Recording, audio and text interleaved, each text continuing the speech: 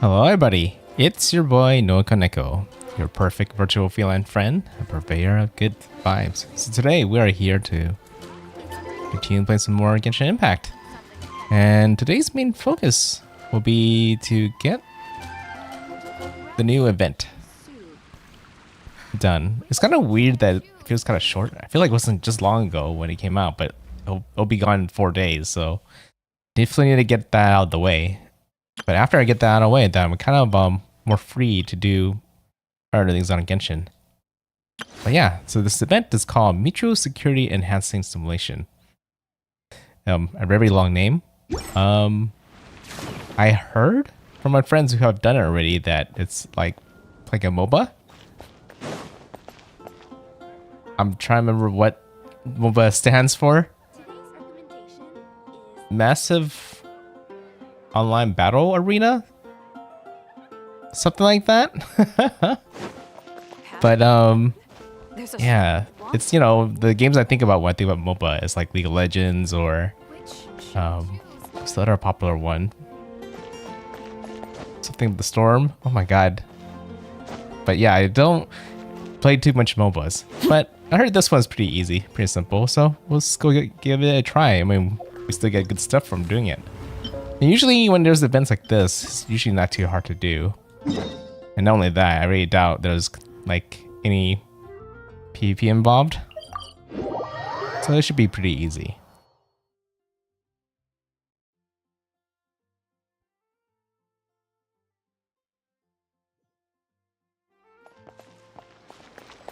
Oh, Leeway Harbor.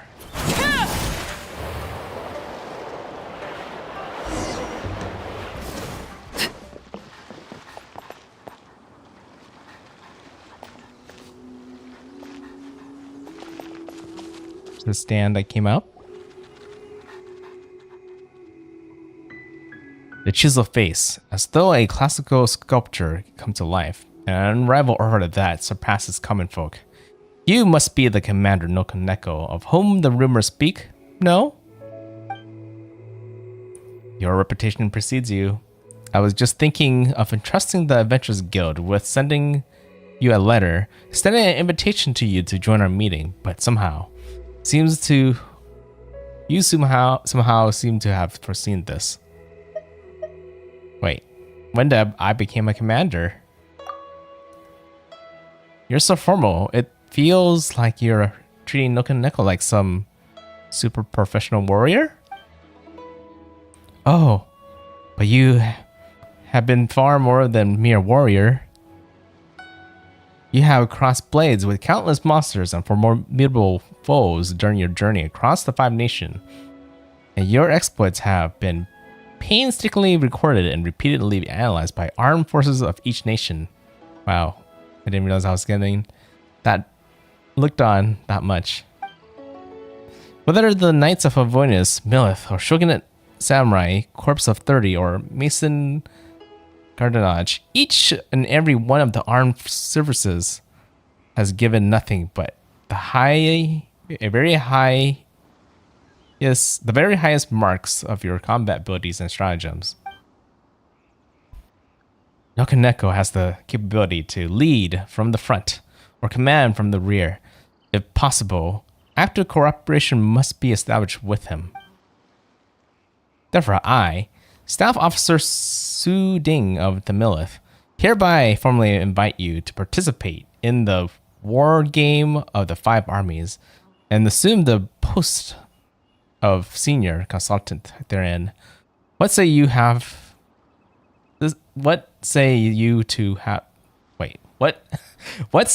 to this proposal? It's not a phrase I'm too used to. What say you to this proposal?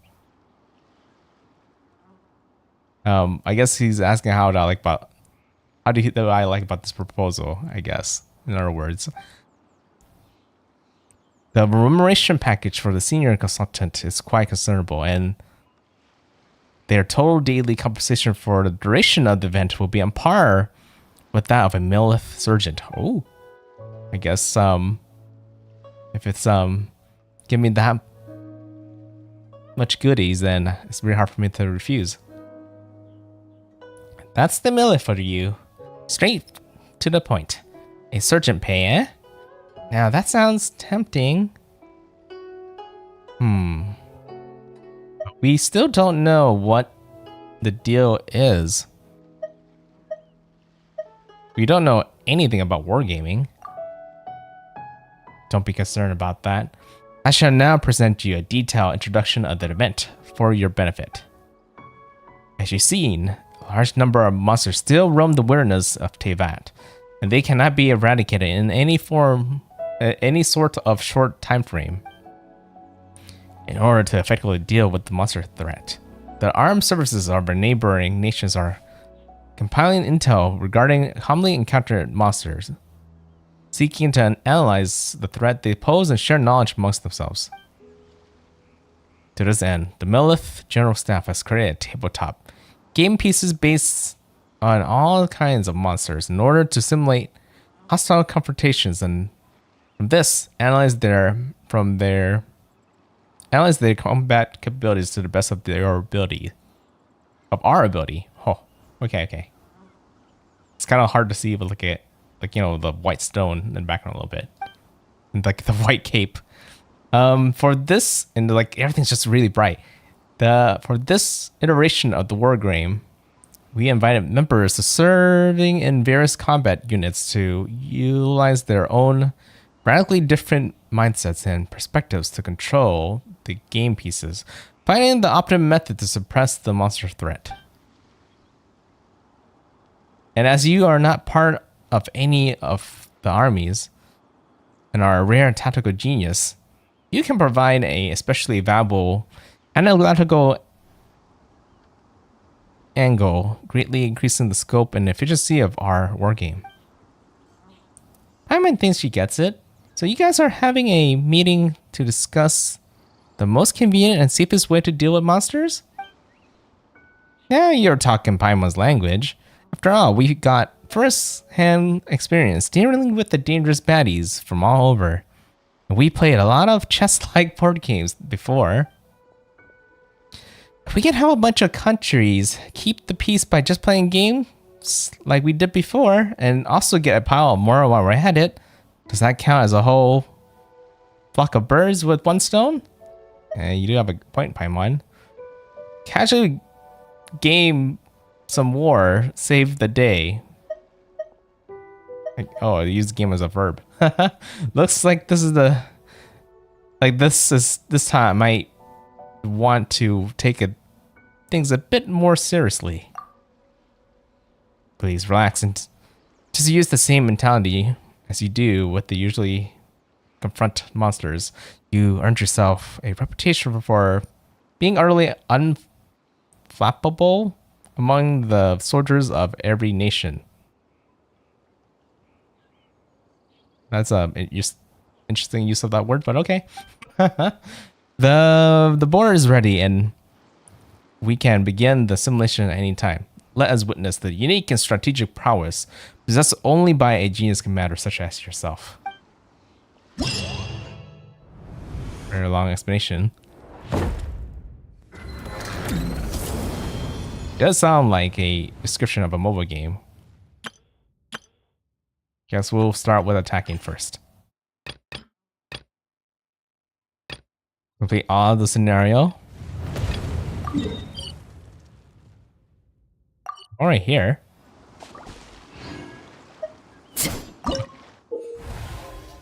After selecting a combat unit, it can be deployed within your base's staging area.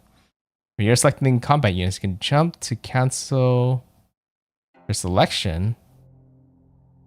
After combat units have been deployed, they will automatically engage an enemy. Oh, I see. So it is kind of like a mobile game, but like it's not like top down. It seems like you're actually like in first person view.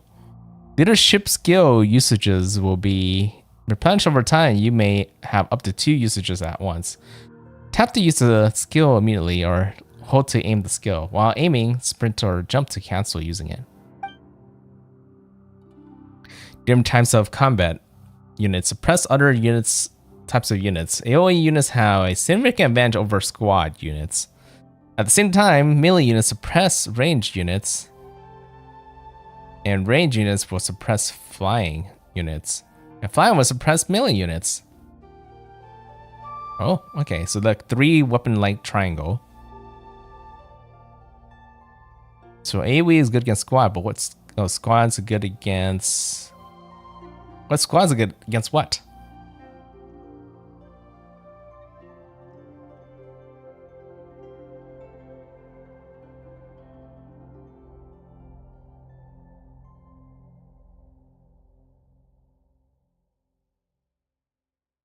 Well, it's there on the like image, but I don't see where they're mentioning it. You kind of talk about half of the first weakness triangle and then talk about the other one completely. But okay. I guess we'll just have to figure out as we go. Melee units are more resilient in battle, able to absorb more damage and protect other units to an extent. Okay. So it's a lot of rock, paper, scissors. We have a bunch of guys in squads. So that kind of helps a lot. That means we want a lot of AoE.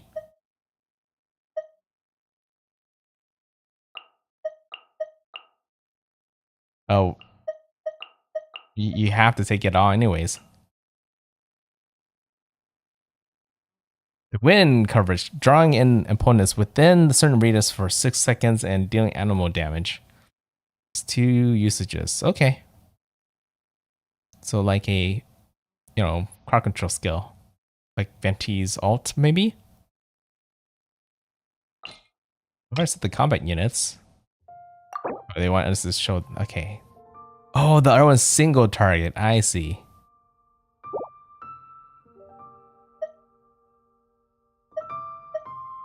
Got what we need already. I think we're ready to start.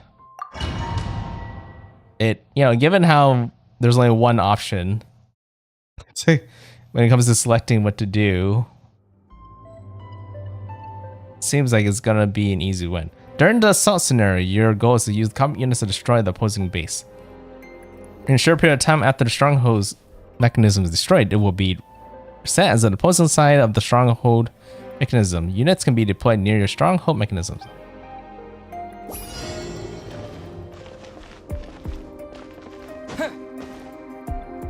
Select to deploy and summon. Oh.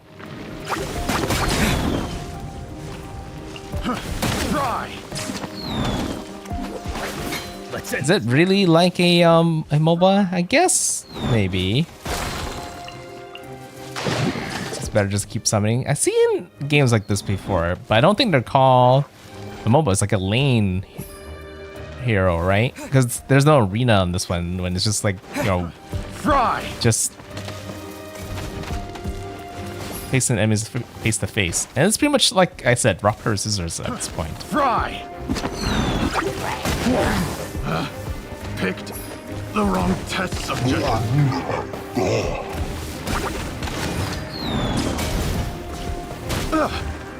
Alright, use my skill. The wrong test subject. Huh?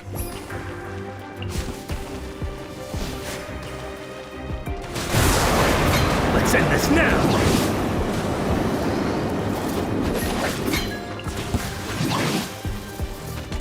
And that time limit seems to be kind of showing us what the next one we're getting is.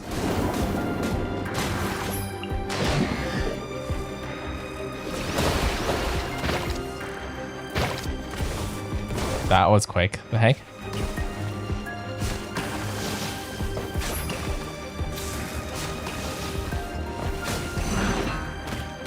Is there anything else I'm missing?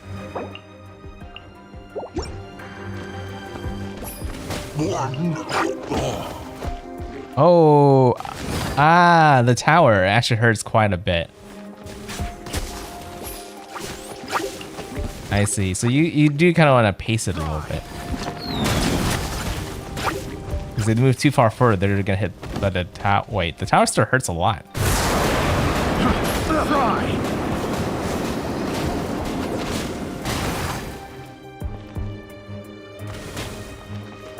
Go for it.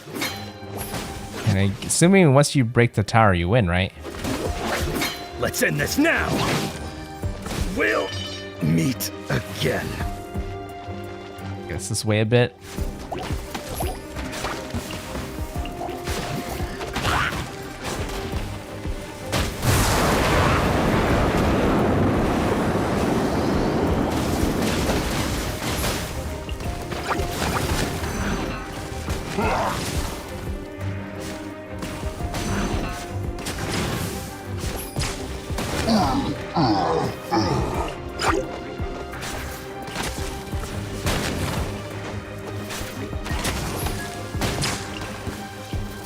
You guys are getting killed like really badly. Am I forgetting something?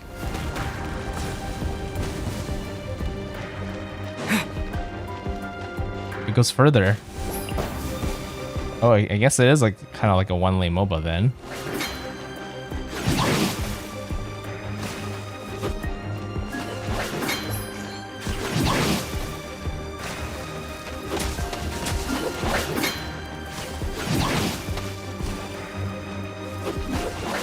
We'll meet I'll wait until I can build up my army a bit.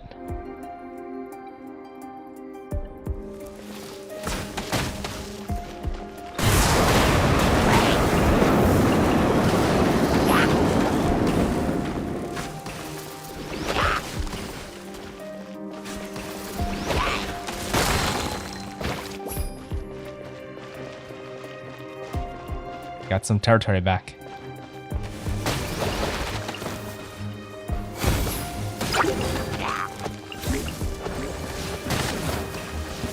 Probably good if I could spread them out too, right?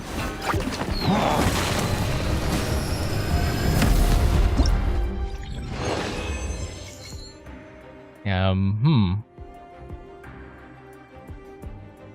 come back to it later.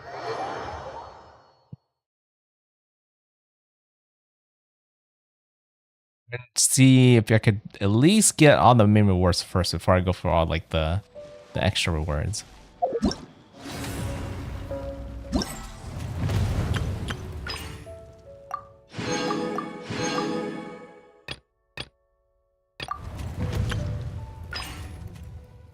Defend.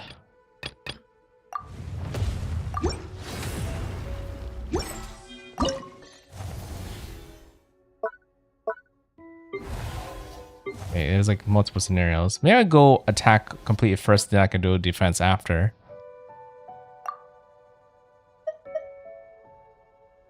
Bunch of single targets, so a bunch of squads. We're giving a lot of squads, but yeah, we just don't want any blast.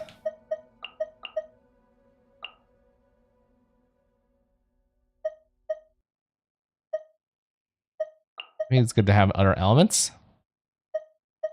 So there's a lot of electro already.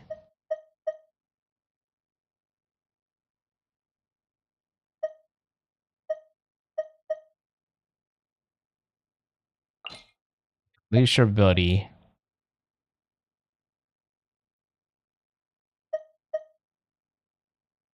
Unleash a flame that deals power damage to opponents and lower their defense.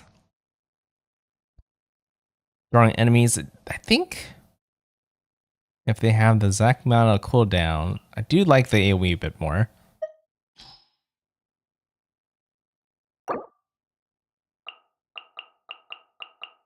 Oh, there's other little attributes too besides like the first one.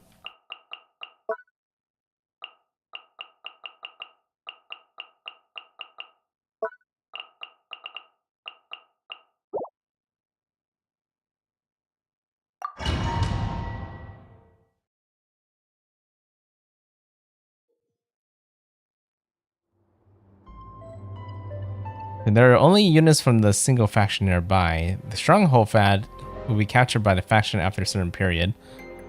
The faction controlling the flag gains deployable units 25% faster. Oh. You control the flag, you can deploy units nearby.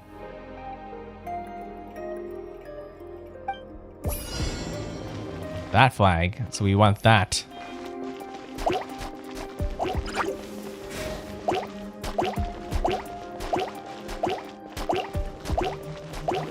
Wait, can I tell them to come back?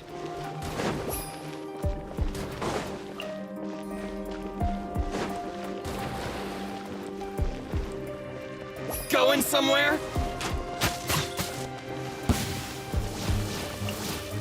Fall before me! Maybe I should have done a fireball. I didn't realize you had like strong guys like that around. And there's single targets too. To the very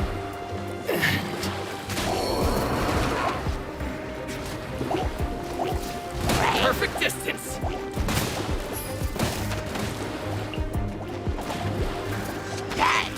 My blade.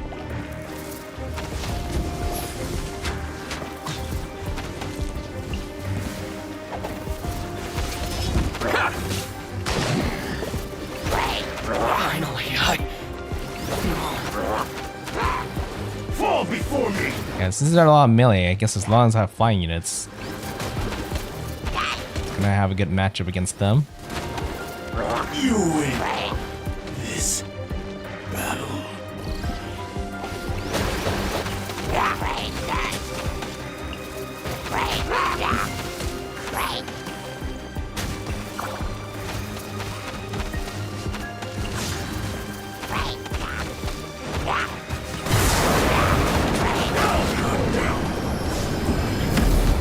That was quicker.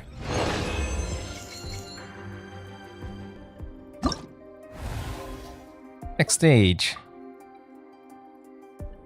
Blast. Melee. A lot of big guys. But mainly a lot of blasts. A lot of single targets. Oh, they actually give you recommendations too. Just notice the thumbs up.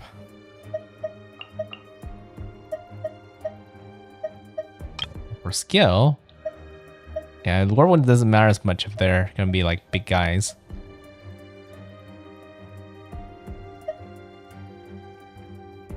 Oh, there's a healing. But we have a lot of single targets.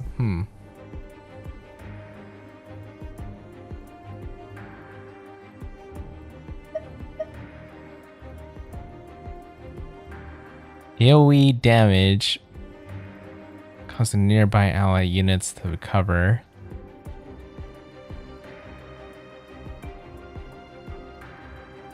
I guess the element also kind of matters though, because I do see some guys like having pyro damage, so let's go ahead and try it. They seem to, you know, kind of recommend or introduce new things that you should be using.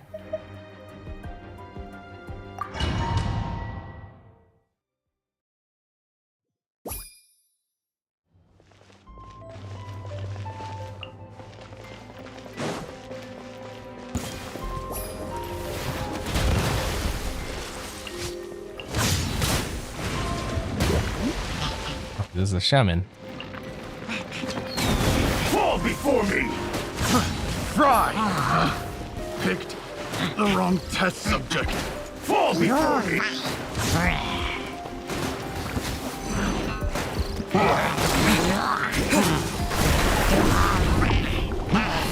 Wait, oh, that's the skill. I see. Fall before me! Cut down. It's an AoE skill that goes around me, from what I can tell.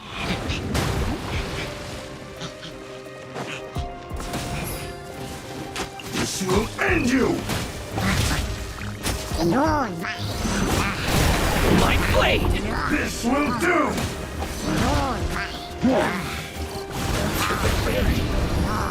That was quick.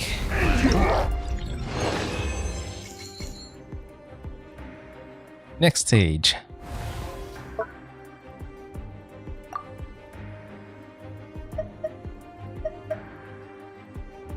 Blast.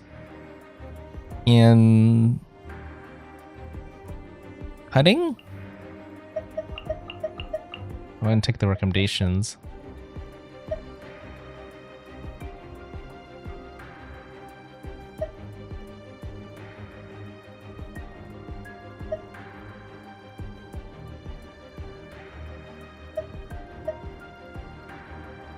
Okay, this one has a lot of like smaller enemies.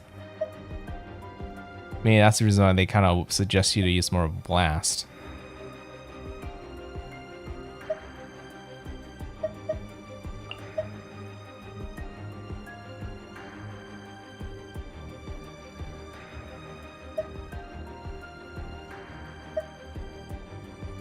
Yeah, there's not much, wait.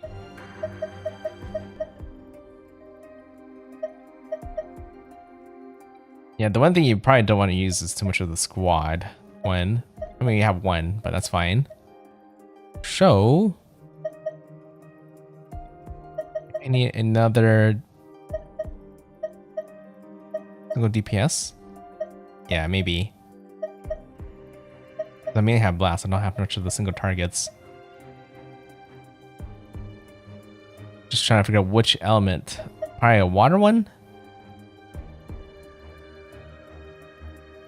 It's kind of ranged though. But there's not much flying targets, so it should be fine. I'm gonna switch you out.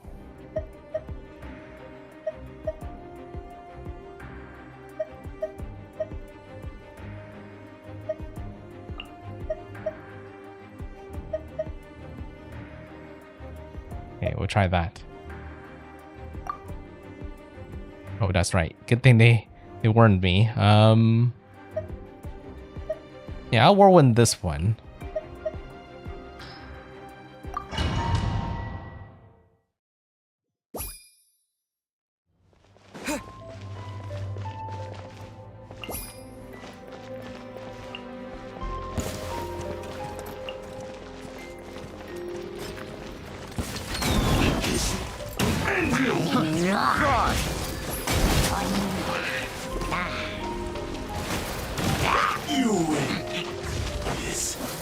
Oh, I can send this anywhere?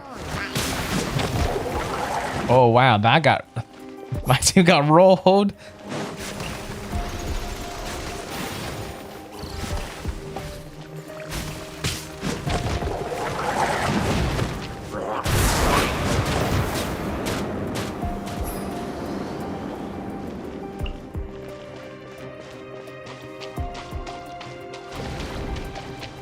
For this?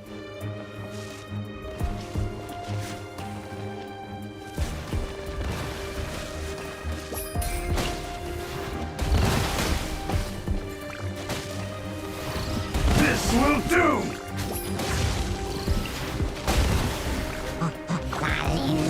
This will end you! Got it.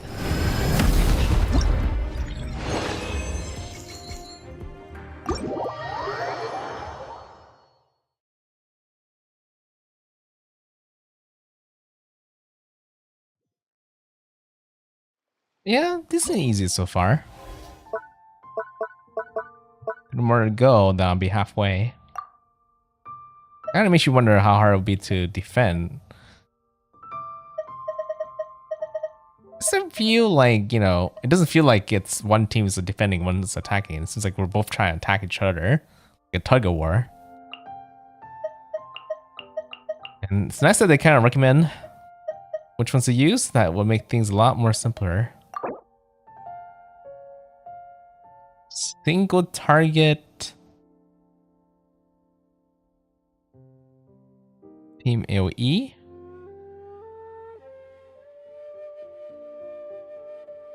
Already has many flying units. Deploy ranged units to counter them.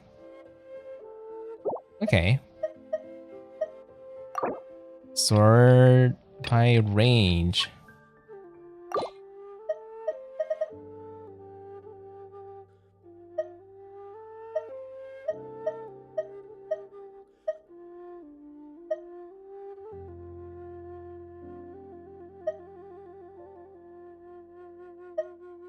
Yeah, there are a couple that, you know,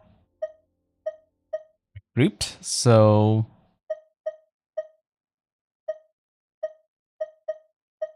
these guys are kind of similar. But the Potioneer, in those range, they kind of throw and don't shoot, so maybe the Seahorse.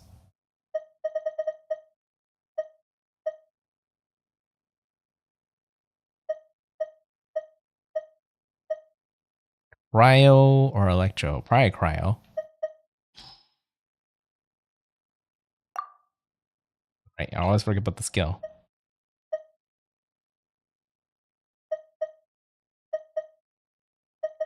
Go with AoE.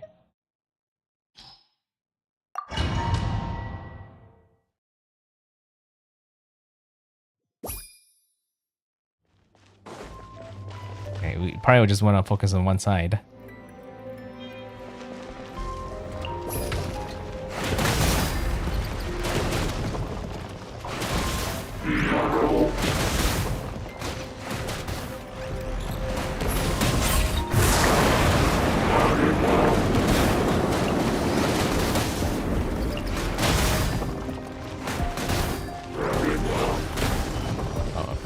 If I stand here, but they were getting shot.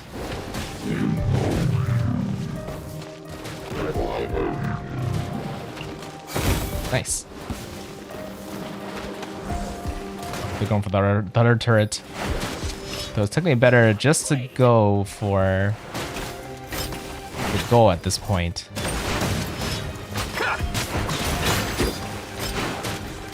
The perfect distance. Finally, I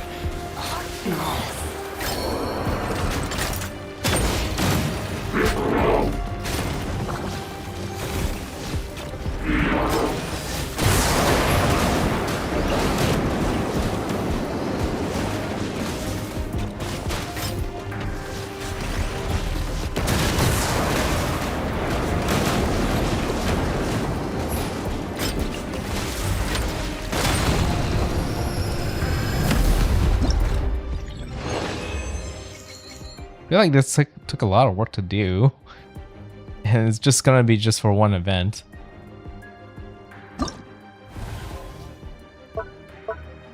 Genshin likes his mini games. Okay, next one. Take the recommended 4.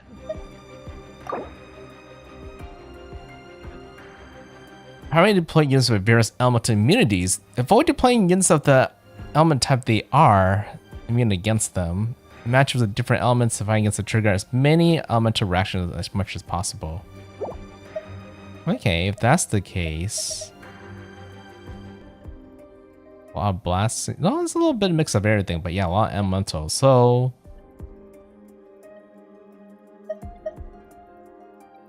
they're mostly ground type too, so I think anything with animal and geo should do well. There isn't much animal or geo, just that one geo up there. Siege?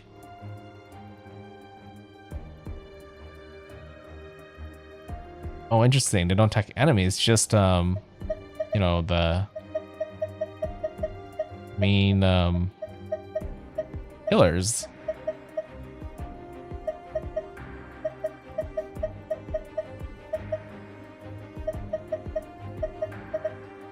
Usually good when all the other enemies are taken care of, so maybe I'll take that.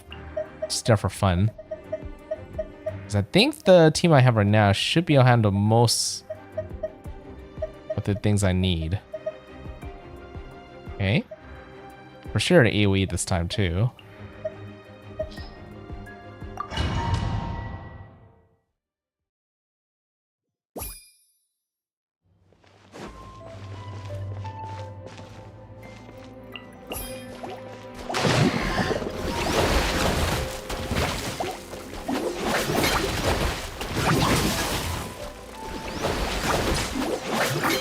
Siege coming up.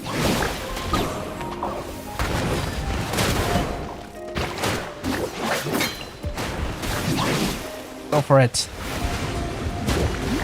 Let's end this now. We'll meet again. This one can summon anywhere. Do that. No distraction.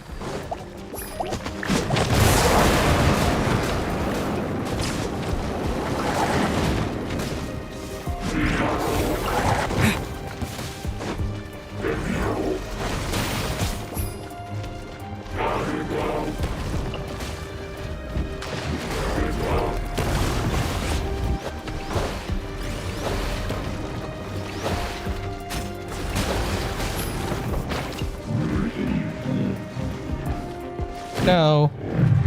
Let's end this now.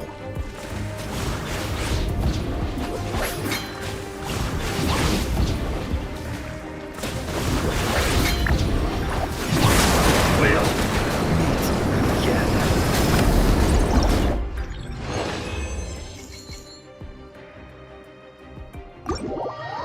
feel like I swarmed it in a really good way. Okay, well, it worked.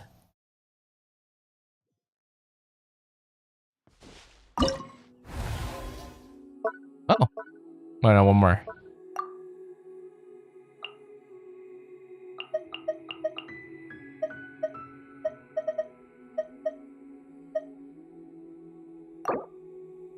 It's a recommendation.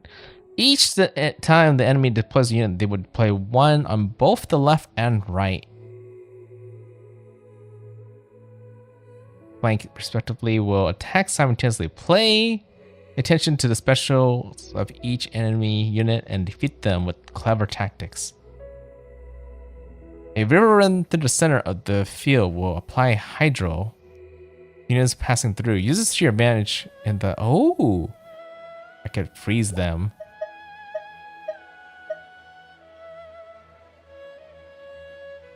Mainly AoE, so yeah, mainly single targets.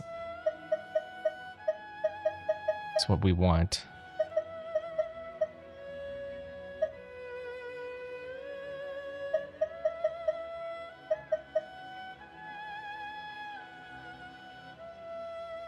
Oh, AoE though.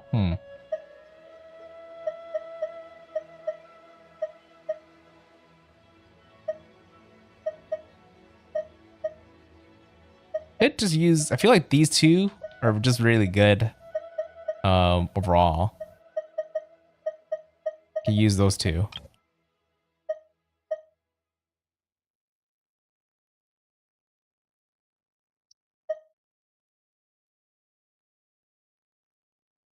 Yeah, I'll probably use healing for this one.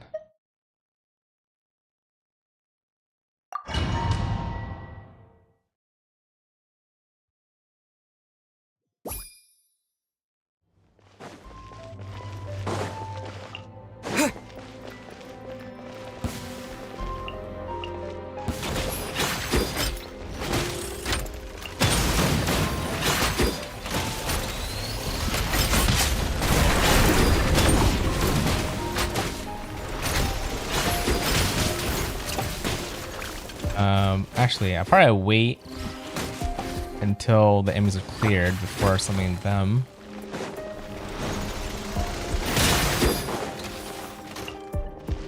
Well, I do want to take this over.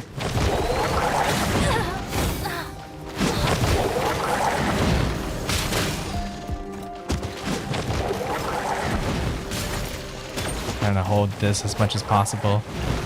Mako Kenki.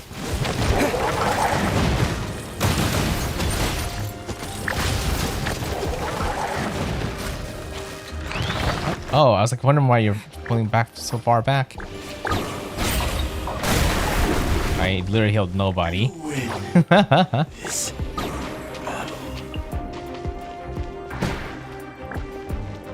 that he's gone for sure.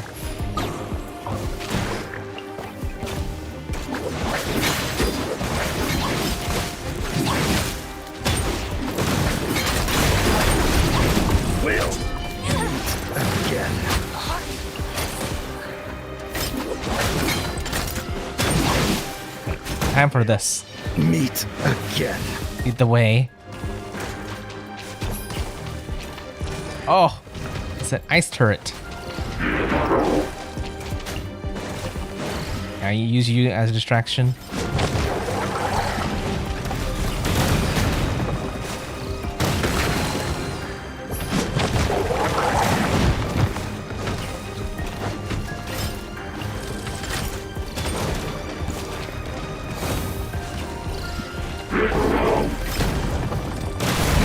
Ah, I didn't heal fast enough. They die pretty quickly. You gotta think on your feet. We'll end you.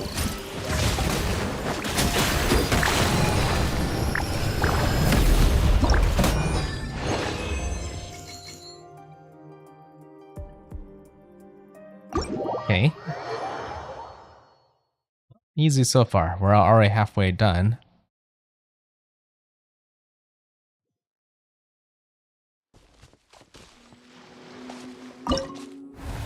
Now it's time for defense.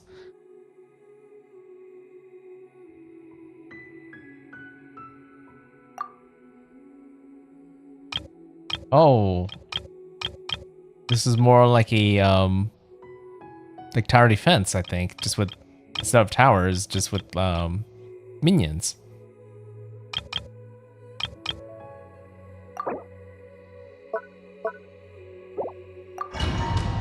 Huh? Oh, do I not pick? I guess I do not pick. Defense scenarios consists of 3 rounds. Each round, enemies will attack from 2 directions. You must protect your stronghold through battle, taking as little damage as possible. After combat units are defeated, they will drop support beacons. Support beacons can be used to deploy allied combat units and frontline buildings. There are defense scenarios when deploying combat units. Their defense zones will be visible. Once an opponent enters the zone, the unit will lock onto and initiate combat against them.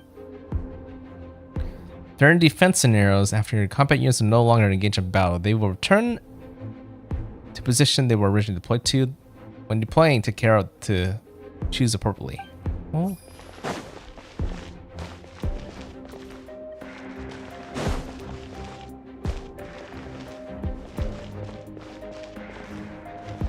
Is it just one gate right now? Left, flank, and center. Oh shoot, I should have paid attention to which enemies are which. Lightning.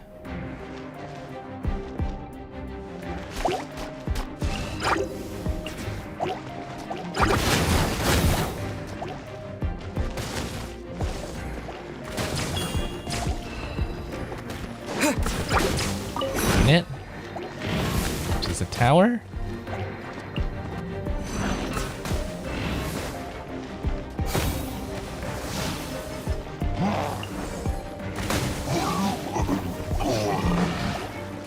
Oh.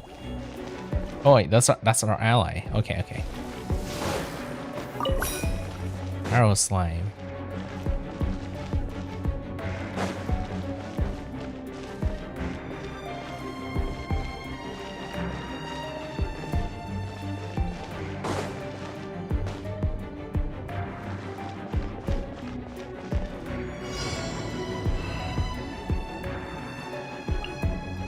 Add more slimes over here.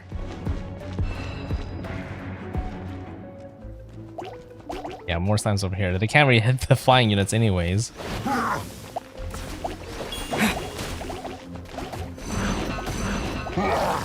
We're here.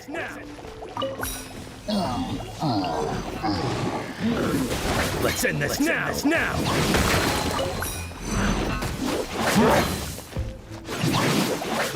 Let's end this now. Oh, let's got my tower. Now. Let's end this now. Let's end this now. Meet. Okay, I have this. Meet again.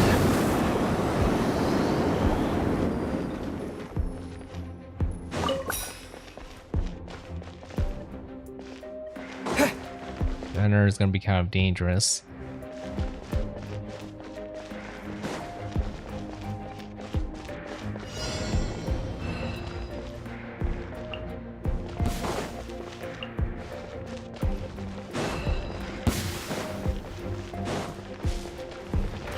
Fry.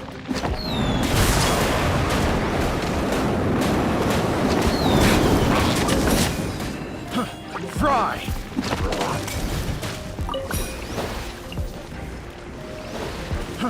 Fry. Here. That way you can kind of defend both. Fry. We'll meet again.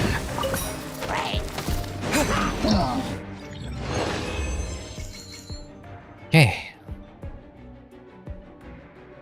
Now that I kind of get this a bit better, I should do better in the next few rounds, even though I did get max rewards for that one.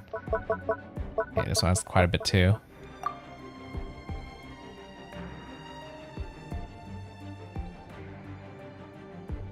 Center and right flank. Have a lot of single DPS. Okay.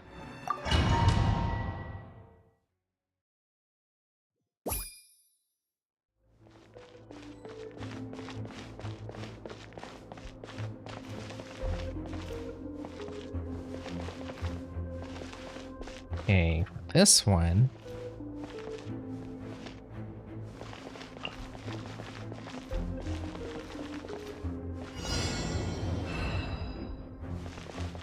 Wait, is that a mine? That's a mine.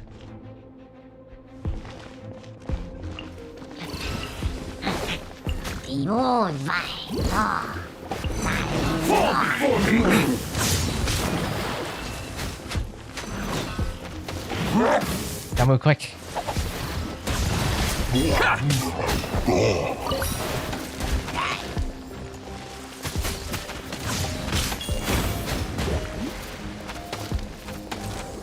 The perfect distance.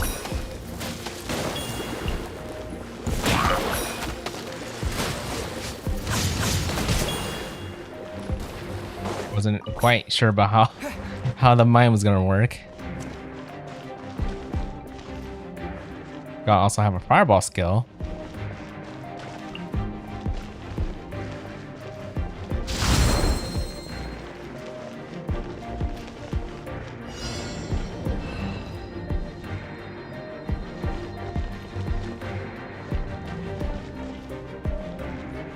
Going somewhere?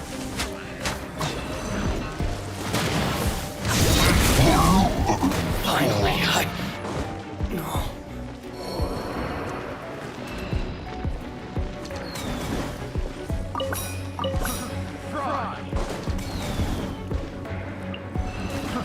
Fry! You win!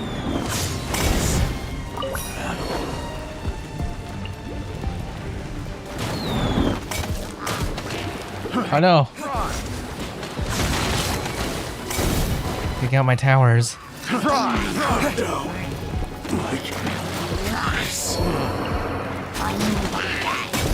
To the ferry.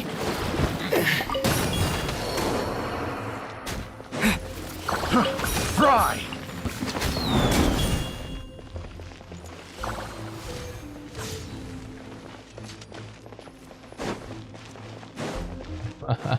Not doing good this round.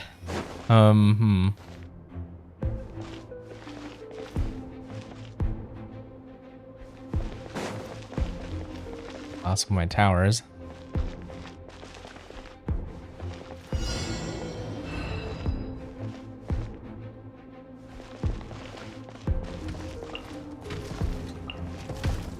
Ring guard, so he's not gonna attack. Perfect distance.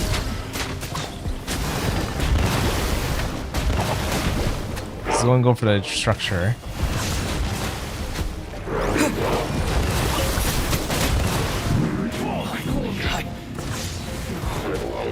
Yeah, I trapped them like this.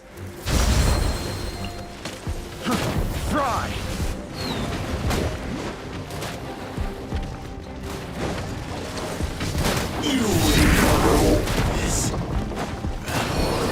Not good.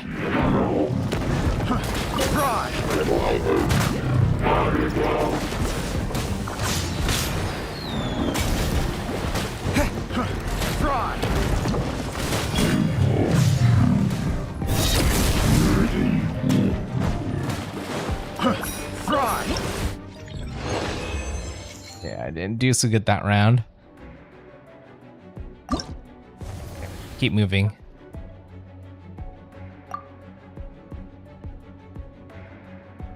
Left and right.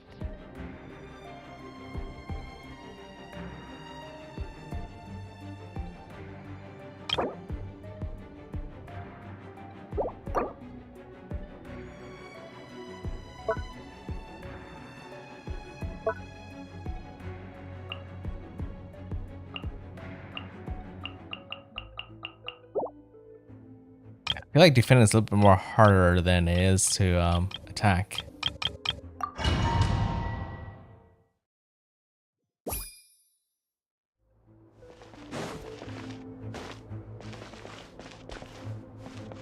So probably a fire unit over here.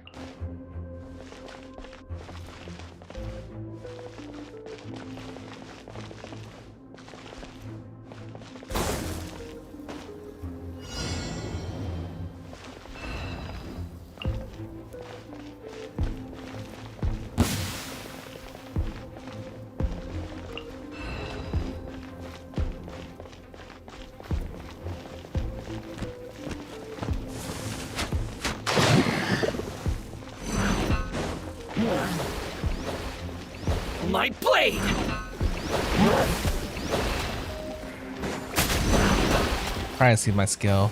To the very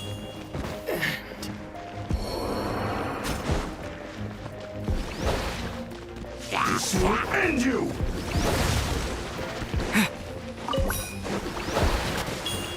You win!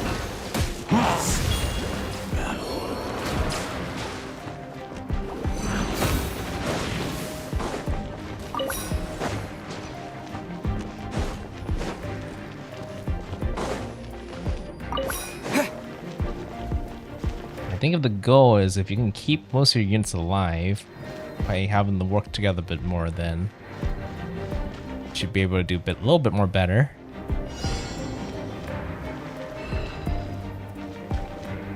Definitely want the range units more further back than the melee units a little more far forward, but not too far forward where they're attacking too far away from the range units to support.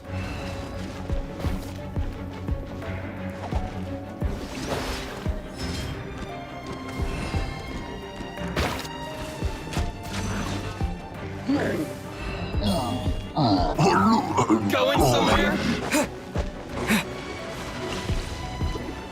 Fall before me! The perfect distance! Beacon? To the very...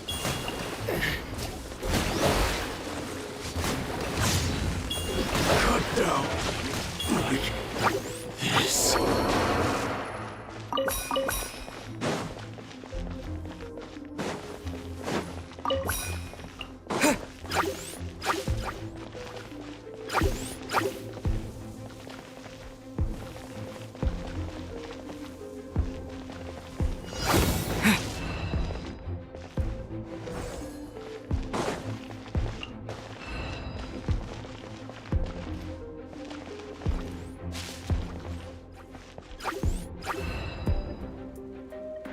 Where they're coming from over here mainly.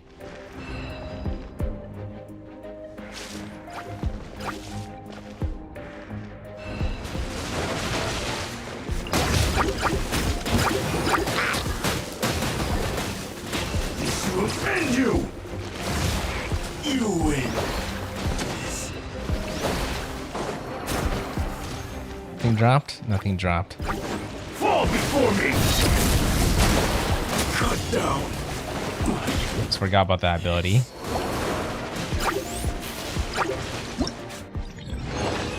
Okay, how did... Okay, I took too much damage. I guess they're too far back this time.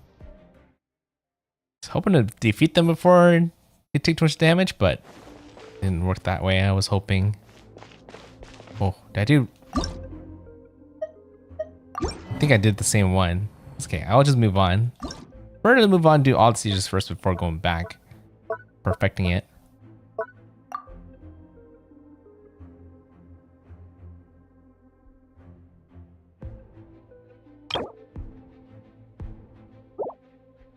This one's with healing.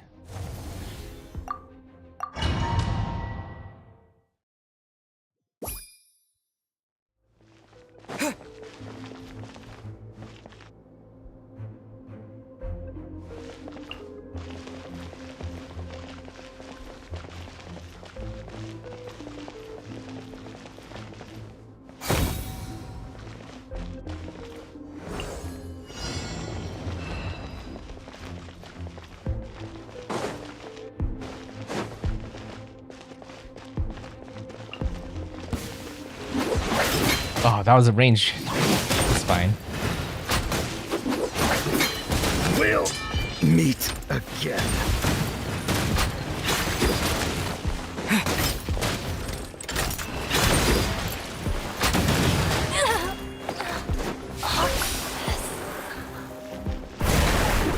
Okay, some healing.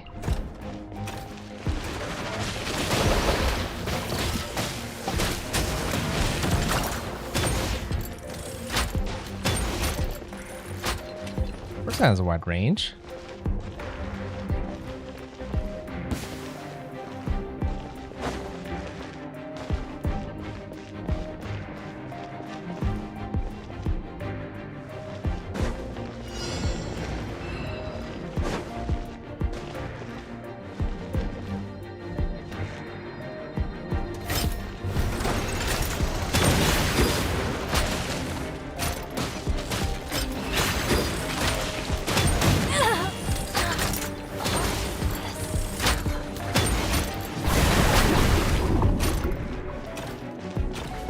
Super beacon, I almost forgot. Got that. Will You're a mech warrior, right? We'll meet again. And if they're together, it'll be easy to heal them together. That's the other thing that would be nice. Ooh. Okay, just the left flank.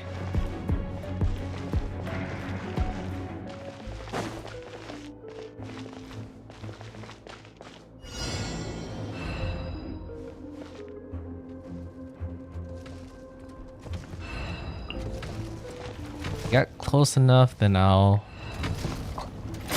need these guys to kind of hold them back. What, I forgot. He ignores all my guys, but it's okay.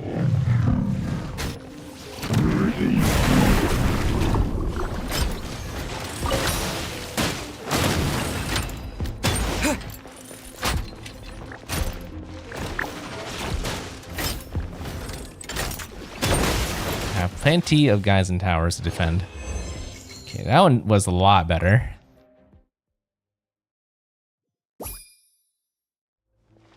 Oops. I think I had to retry again, but don't need to, especially when we have it completed. Next one. Art.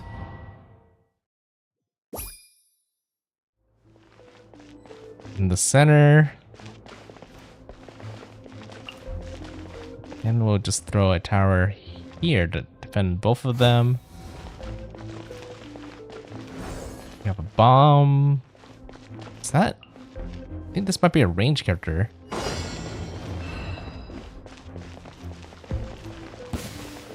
That's a melee character, okay.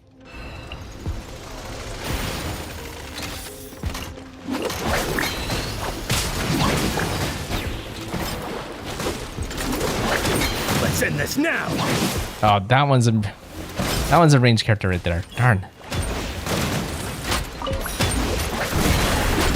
Heal you then. No towers.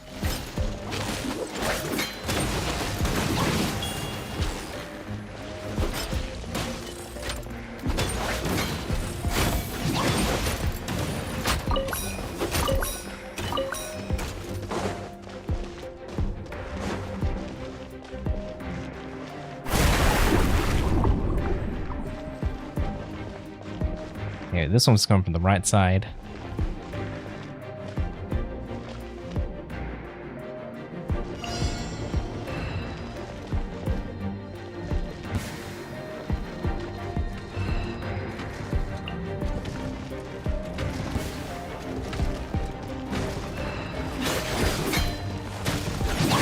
Can I place these anywhere? No, I stick only place in the circle. Let's end this now.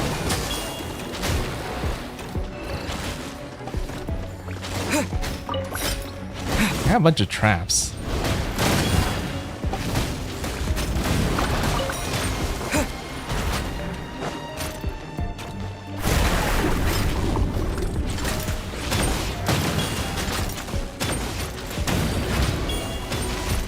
You know,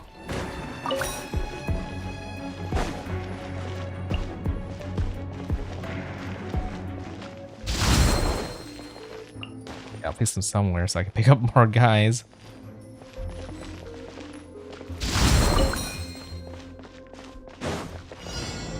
I missed it. Which way? I think both ways?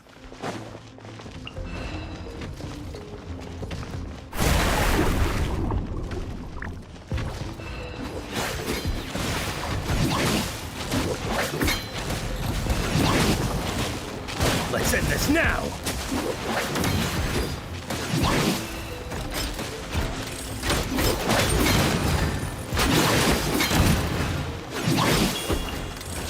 I got a lot of guys, so it definitely seems to be working.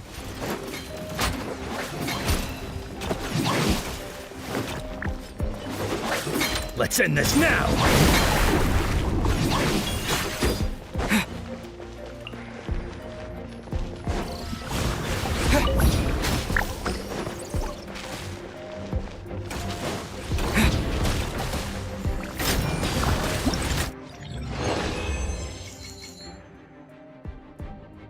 Easy. Next stage. Getting the hang of it. But there's only 2 more left. I could go back and complete some of the ones I had difficult times with, but hopefully I have my strategies kind of worked pretty well. Okay, 1 strong guy to the left. Sentinel, oh.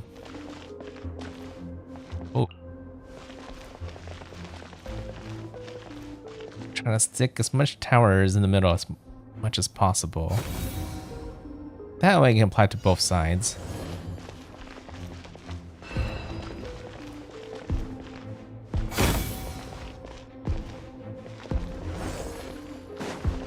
Okay,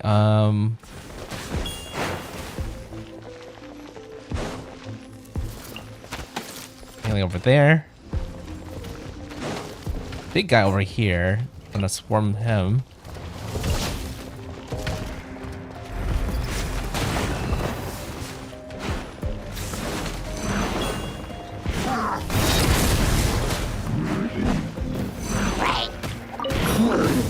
I lost some people over here. Gonna make it. Darn it.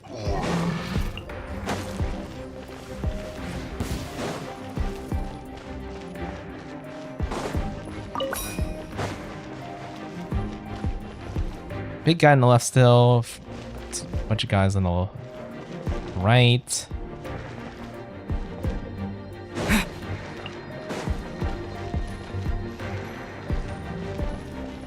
You guys are fine over there. You guys won't get killed.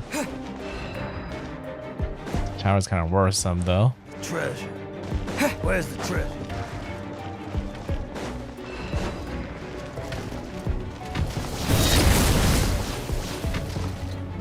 Go for it.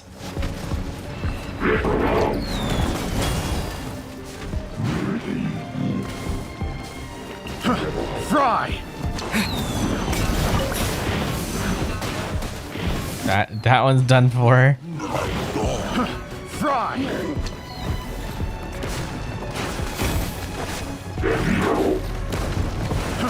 Scorpion has appeared. Oh.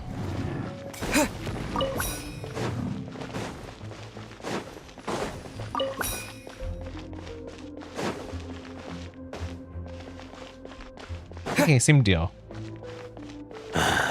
When will I finally make my fortune? The treasure. Where's the treasure? Treasure hoarders. Oh, there's 2 of them over here. Fry.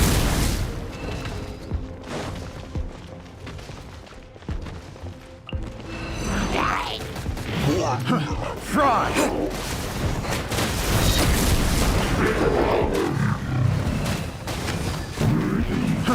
Fry.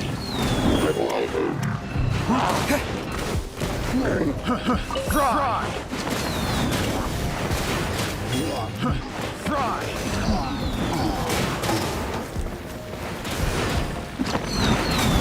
Can I place you somewhere? Fry. Fry. Test subject.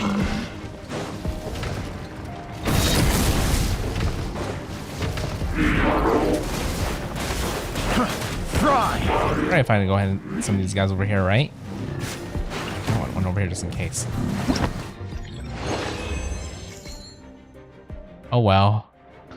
Good enough. Okay. Last one.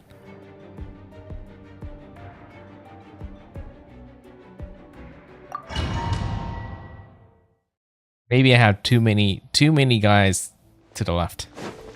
I needed to. Up, center, right. Oh.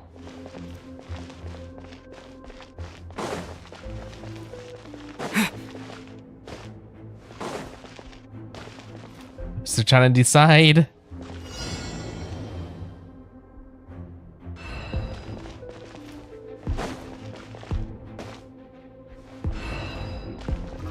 I feel like it's kind of bad where I put set put here.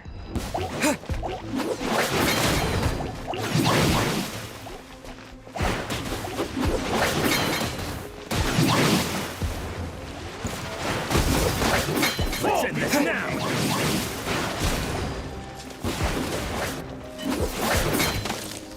Fall before me!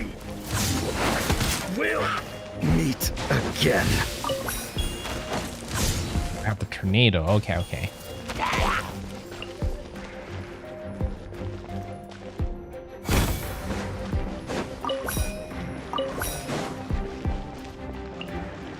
They're a range character. Range character placement is kind of easy. Since the towers, just the melee units. It's kind of hard to kind of put it in a way that they're safe, without them actually like also kind of blocking for the towers.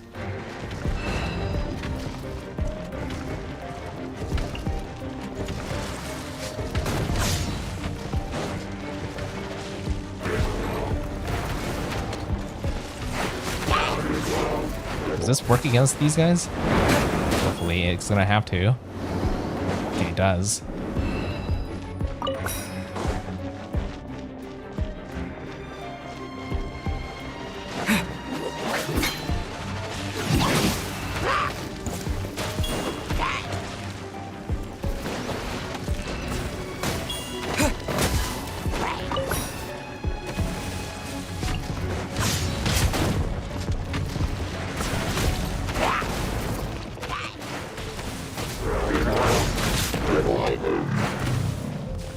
Range on the right, center is some kind of blob. Big is on the left. What? Beacon? Where's the beacon? Over here. I wish they just hand it to me, but okay. Oh, I'm full. I have too many units right now. Fall before me!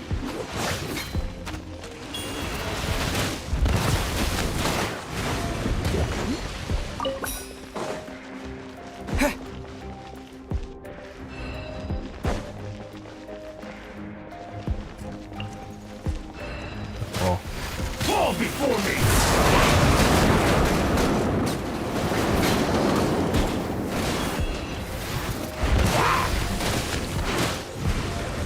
Cut down like this.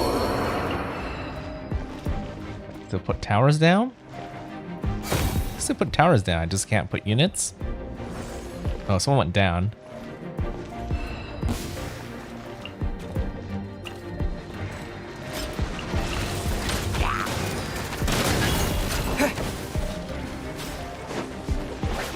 We'll meet again.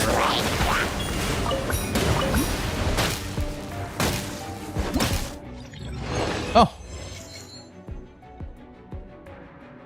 Well, finished. Not completely, like, you know, 100%, but good enough for the majority of the rewards. I don't know whether I want to go back just to get a little bit more materials, which is usually okay. Usually I don't really need what you would get with the maximum clear.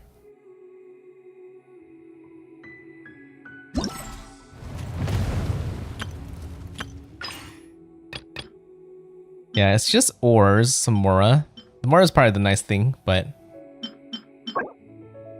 Oh, there's also analysis progress. Okay, how important is that, actually? It's for a weapon?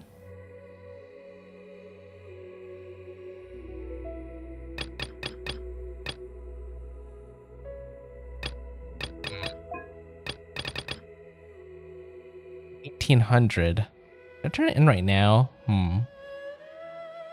It's 4 days. I could technically save. I could technically save some of the quests so that I could like turn it in over time and You have my not worry about commissions. But at the same time, I'm kind of worried about not having enough to collect all the rewards.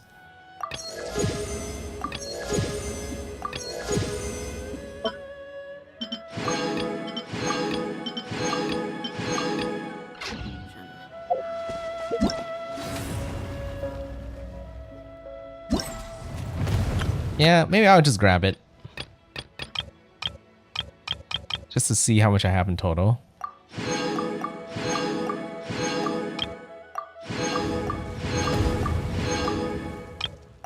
Yeah, the fact that I haven't got full clear on every single mission does kind of worry me a little bit. The offense was actually kind of easy. I kind of mostly got that. It's just the defense that are kind of iffy.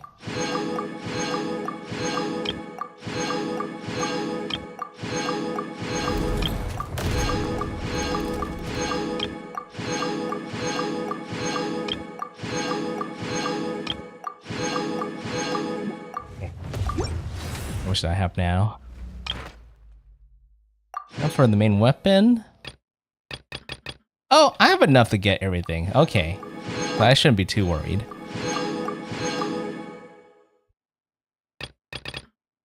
Yeah, that's done. Okay, we just have the ending left, so let's go ahead and do that.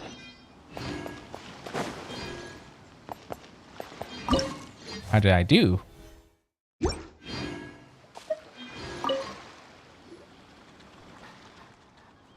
Thanks to the both of you, NoukonNeko and your talented helper. In the course of observing these word games, we've seen all sorts of combat strategies put into practice and a wide range of complex scenarios that we can analyze and learn from. Yeah, we just need to broaden our model by taking into account the different types of soldiers and their special traits. We'll be able to create a variety of scenario-based trainings and manuals for different units to study.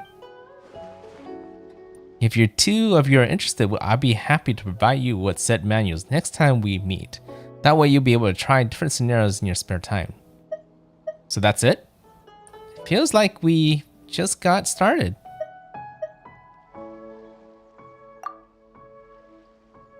We know the two of you are very busy, so we tried to cut down the number of similar scenarios so it didn't get so repetitive. Oh, thank you. Of course, if you haven't had enough, you're welcome to come back and keep playing anytime. Anyway, on behalf of the Millith General Staff and the representatives of all the other participant entities, allow me to express my sincere thanks, or gratitude, same thing. With any luck, we will get a chance to work with you again in the future. That way we shall even be better at wiping out monsters and securing our lands. Absolutely. If I have time. That's always the issue, time. Everything's gone so smoothly. Not only that we managed to strengthen our connections and various groups we've met before, but we help people all across Vat too.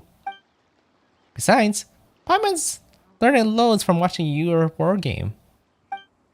You war game, not you, your war game. If we have some time to kill at some point, maybe we can come back and test out some more scenarios. Such as if a Abyss Mage had to fight it out against the great Snowboard King, who would win? Or who has the hardest head, a Ringard or a Geo Bishop? He's kind of into it. Okay, we're done with the event for the most part. Pretty satisfied with the results. Really don't need to kind of go for the very little teeny bit of leftovers, right? As long as I get the main reward, which I did. But with that out of the way, how am I doing on time? I still have a good like hour to stream, so maybe I'll start a character story.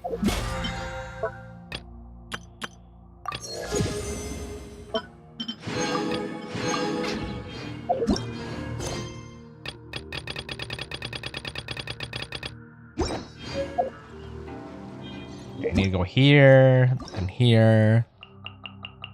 We are going to do Clorinde's story, and maybe if we finish, I could see whether I kind of like her enough to kind of roll for her. Judgment Day.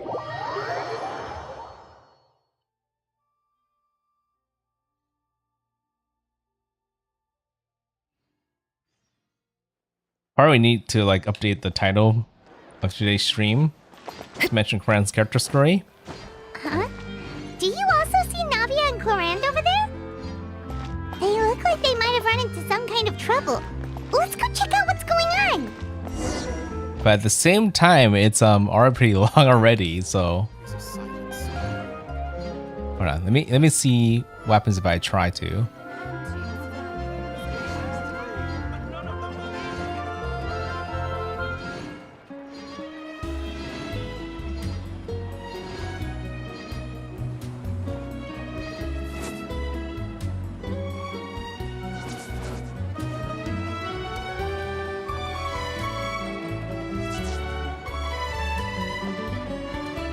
I really don't have much space for the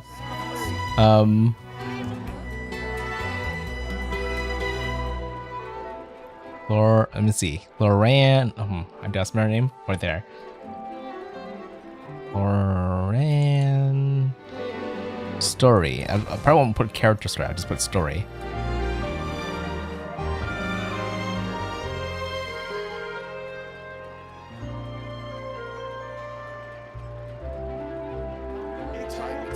Can I actually do it? Hold on. It's very close. I can actually... Ooh, I can kind of fit it, but I do want to... You know, the other title is so long, I'm kind of worried about it burying Clorinde's character story in the title, so I feel like I'm going to put that in front. Yeah, that'll be fine, even though the order's not technically correct.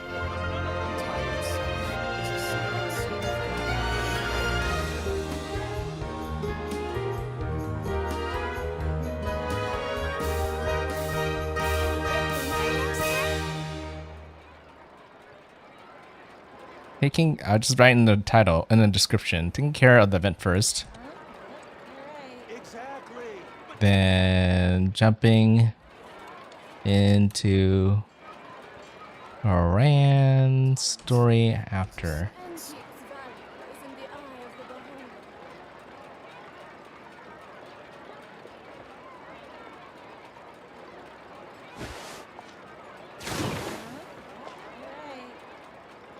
Clorinde's character story after. Okay. With that little update, hopefully that, because I'm sometimes worried that people come here and take a look at how the event was like and stuff like that. Then you see Clorinde's character story and they feel like they got like spoiled. So that's why I wanted to put that as like the main thing first. Not at all. And I've asked pretty much everyone in the court of Fontaine already. Oh, there's such best buddies already. Lynette's ears drooped as soon as she heard that we'd have to be out and about for days on end. And Fremine, he hid himself under his helmet as soon as he realized there'd be people around that he didn't know. What about Chiori and Charlotte? I feel like both of them would be more than up to it. I've asked them already, but they're both pretty busy right now. I just gave the members of the Spina a few days off, too, so I don't want to bother them either. This is getting pretty difficult. Navia, Clorinde, what's up? Oh my. Well, if it isn't my dear partners. How are you all doing? Huh. Navia?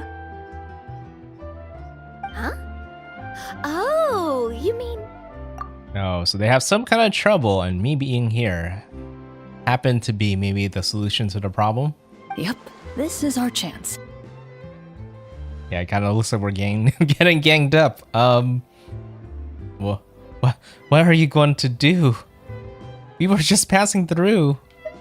Do you need our help with something? Oh, precisely. My dear partners, we've got a huge problem right now that only you can solve. Whoa, for real? Absolutely. We've already exhausted all our other options. What kind of problem? Traveler, Paimon, would you join us and play Marechaussee Hunter Judgment Day? What? Is that like a game? She'll say what now? It's a new game script by the Tabletop Troupe, a local roleplay adventure club. Ever heard of the Tabletop Troupe? They put out games that allow you to participate in a story and roleplay characters with your friends. Oh, I've loved their stuff ever since I was a kid. So, like D&D? That sounds super interesting. Clorinde and I are both veteran members of the club. Recently, someone came up with a new script and was looking for people to help playtest it for them. Oh. When they asked, of course I couldn't refuse. I mean, come on. A brand new script? Nobody has ever played it before. Generally speaking, scripts at that level of development have a lot of issues, but I think this one is pretty solid. The author obviously put a lot of work into the story, and the world building is also quite credible. Whoa, whoa, whoa. I know I was the one that handed you the script, but some of us haven't read it yet. No spoilers, please. Anyway, the script calls for a team of 4. Ah, yes. We're missing one final player right now. Oh, you were right. That is a big problem. So, you're saying you'll help us out? I knew I could count on you, partner. Paimon and the Traveler are kind of a package deal. Is that okay? That's not a problem. I'll adjust the pace based on the actual number of players, and ensure that everyone has a good time. Well, Traveler, what do you think? Wanna play? Paimon will follow your lead. I always help a friend in need. Count me in for a great script. Well, that solves our problem. You have our thanks. Woohoo! I'll go grab the script manager from the club right away. The script manager? Didn't you just say that you gave Clorinde the script? The club introduced a completely new kind of gameplay for the script. In this iteration, the Game Master's version of the script is incomplete. The script manager provides the next part of the script only after players have completed the current list of objectives. On top of that, in order to increase player immersion, the club has created some of the story's sets and scenes in real life. We'll only know where we should go once the script manager reveals the starting location. Wow, you're right. Whoever wrote this script really did put in a lot of work.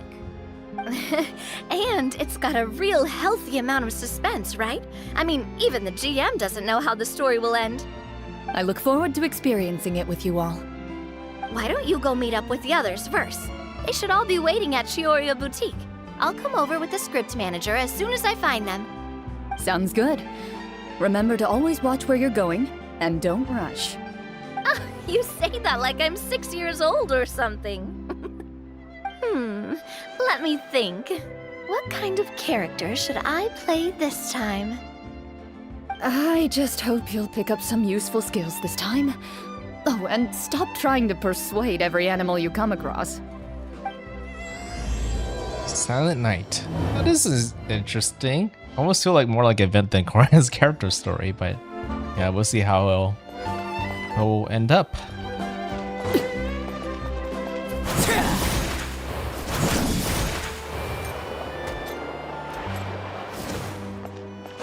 Here? Oh, hey! Sorry to keep you waiting. Lenny and Farina, this will be interesting. You're back! Huh? And you've got the Traveler and Paimon with you too! What a pleasant surprise. I assume you'll be joining us for the game then?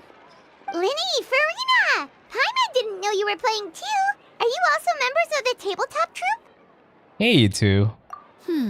I'm more of a casual member, if anything. I haven't taken part in many formal club activities. Lynette, Fremine, and I play something similar at the Hotel Bouffe Tété sometimes, but I'm usually the GM.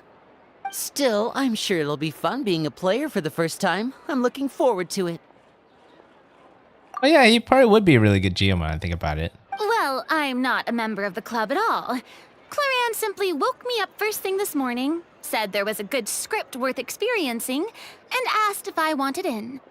If you're interested, I can give you a referral. That should give you a 40% discount on membership fees. I think I'll wait to see how this experience plays out first, especially when it comes to the quality of the script. If it's sufficiently fun, then I'll join. Do you participate in a lot of tabletop troupe activities, Clorinde? You could say that. She's actually one of the few senior game masters of the troupe. Right. I knew about that even when she was still my subordinate. It's nothing. Really, just a small hobby of mine. Wow. Paimon's so used to seeing you be all upstanding and intimidating as the champion duelist. It's kind of hard to imagine you role-playing with a bunch of friends. Well, it's kind of a lot like, what's his name in Sumeru? That one general. Like him, right? With his playing card, like, kind of, hobby. Guess for Clorinde, it's all about role playing. So if we have a problem, with any of the roles, do we have to submit a duel request to you? Surely you jest. I would never intentionally make things difficult for my players. I maintain a clear boundary between my professional and personal lives. The me you see at court represents the law and order of Fontaine. I put all personal feelings to the side and grant a fair duel to all who seek to defend their honor. But in my personal life, I'm just an ordinary person. Someone who feels anger and sadness, just like everyone else. Well, you say that, but for all the time I've known you, I don't think I've ever seen you cry. I've seen you get angry, sure, but now I'm wondering whether you were actually mad or if it just looked that way from the outside. I was probably in work mode during those times. Is that so? Well, in any case, I just feel like even in your personal life, you don't get emotional very often. So you want to see me cry? That might be a little difficult. A show of anger, though, that might be something I could accomplish. No, that's not what I meant. Yeah, she doesn't really seem like that kind of character that, shows much emotions.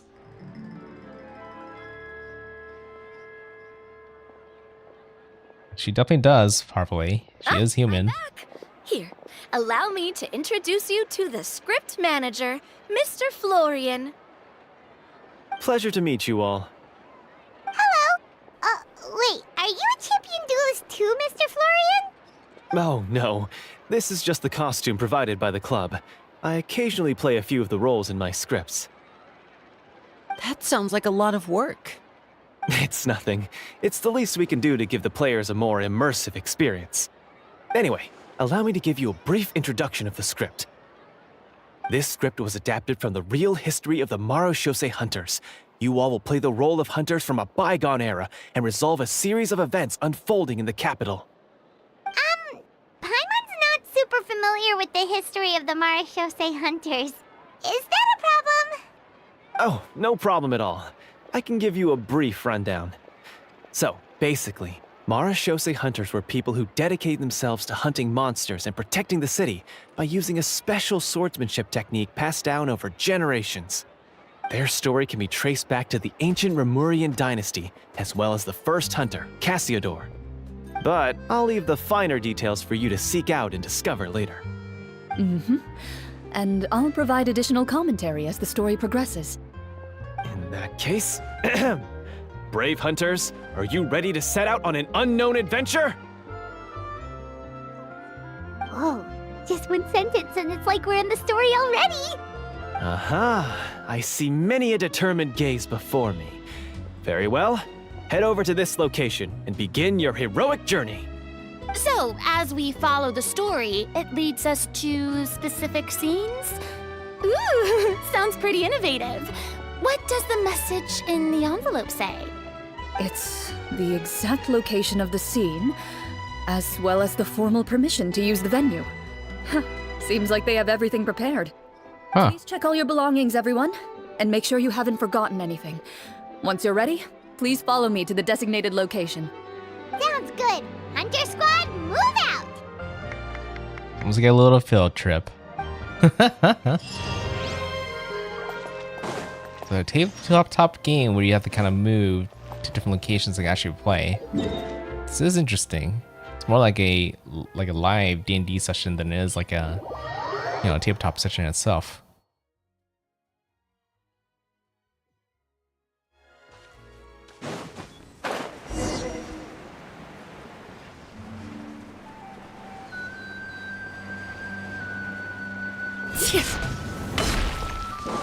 Oh. Expecting someplace, in town. I would not think it would be a place just on the beach. Ninjutsu! Into the wind. Fallen leaves, adorn my night. Oh, learn to command. Not now.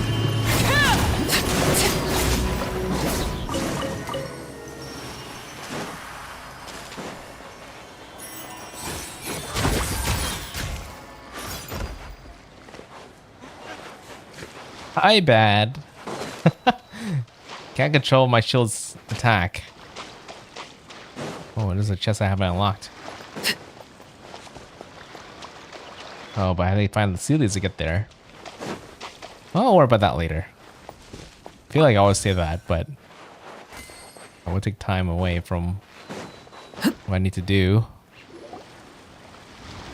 Ooh, this is fancy. Really have thought of everything.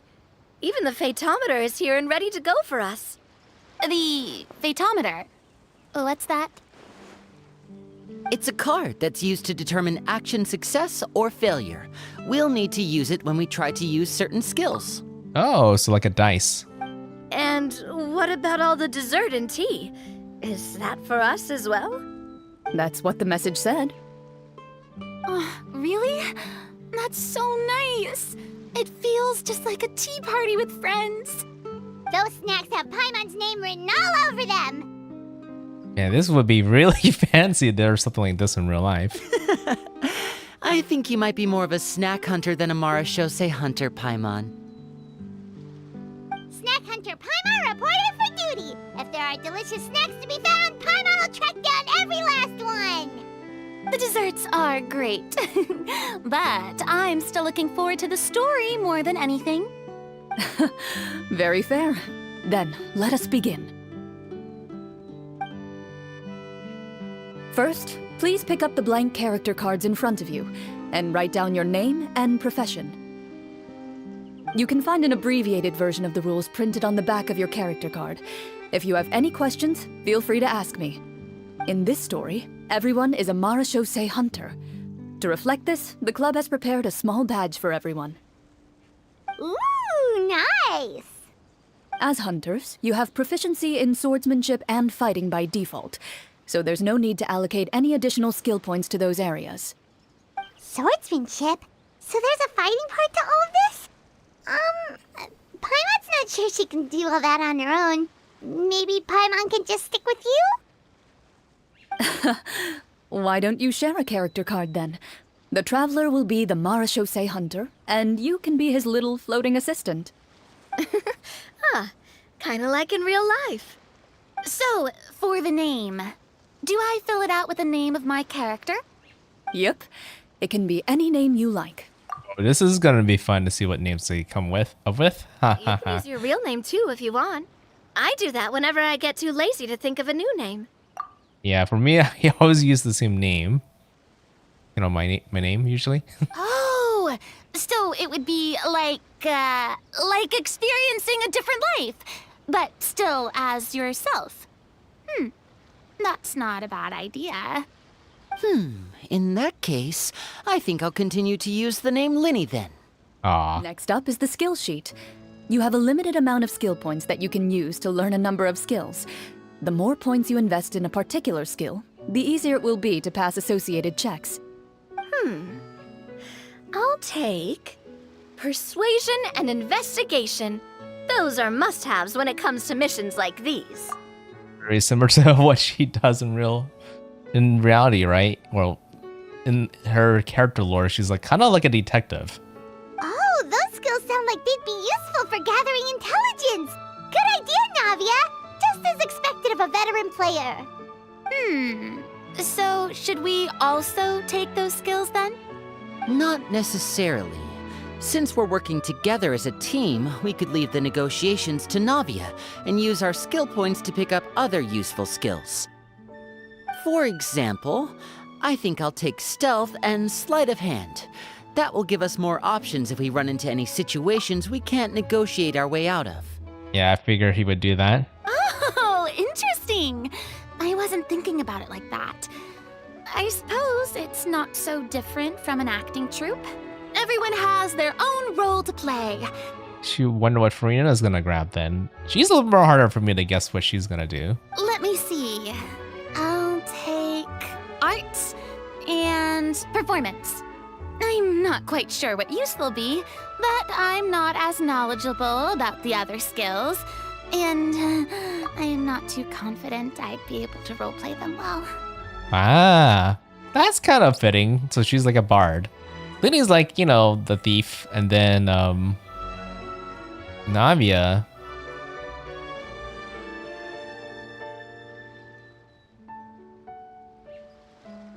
Persuasion and investigation. I guess she would almost be like a mage, but you know, without magic. Just, well, she's literally a detective, but there's no like classes like that in D&D.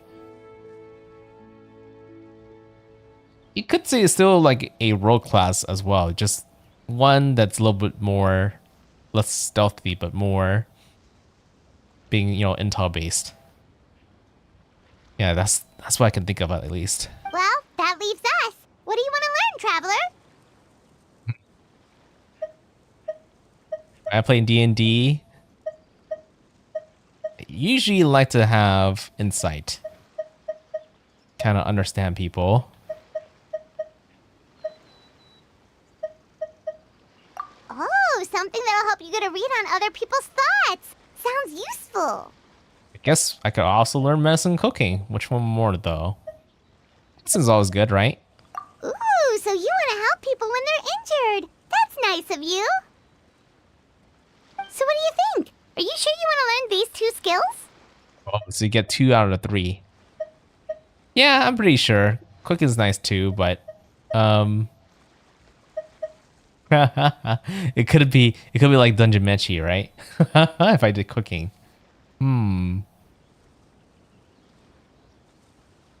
But I mean, if we're like kind of a combat force, it makes a little more sense that we have skills more oriented to kind of help with our jobs, right? Yeah, I'm sure. Let's see. Oh, looks like you each have enough points to choose one final skill. You've all picked such classic skills. It's fine to go a little bit out of the box, you know. Why do I get the feeling she's getting ready to cause trouble? For example, this one here. Summon. Doesn't it sound super mysterious and cool? Oh, I saw that one just now as well. The description says, this skill can be used under certain circumstances to summon characters or creatures that fit the script's world-building rules. The script's world-building rules, huh? But how are we supposed to know what a Marashose hunter can summon? Oh, that's not for us to worry about, my friend. Just learn the skills that interest you, and the GM will take care of the rest. It's kind of tough for her. I wonder if she even knows. All right, you've convinced Paimon. Let's learn Summon then. Paimon can't wait to see what kind of thing shows up. Well, now that everyone's more or less finished creating their characters, we can begin. Since 2 of our players are doing this for the first time, though, let me ask. Would you like to play on easy mode or authentic mode? What's the difference between the 2? Well, in role-playing games, the story sometimes changes based on the decisions of the players and the results of the Fatometer. For example, if you fail a check, that means you cannot use the target skill in that scenario. A critical failure may even result in further negative consequences. If you choose to play in authentic mode, every time you elect to use a skill, you'll need to use the Fatometer to see whether you succeed or fail, and face any consequences that may follow. If you choose easy mode instead, every check will be successful by default, and you won't have to worry about luck playing a factor. Random check triggered by Patometer will serve as the indicator. Oh, it is from 1 to 20. It literally is a 1d20 dice. Please draw the card. If the number displayed is greater or equal to the check difficulty, you can pass the check.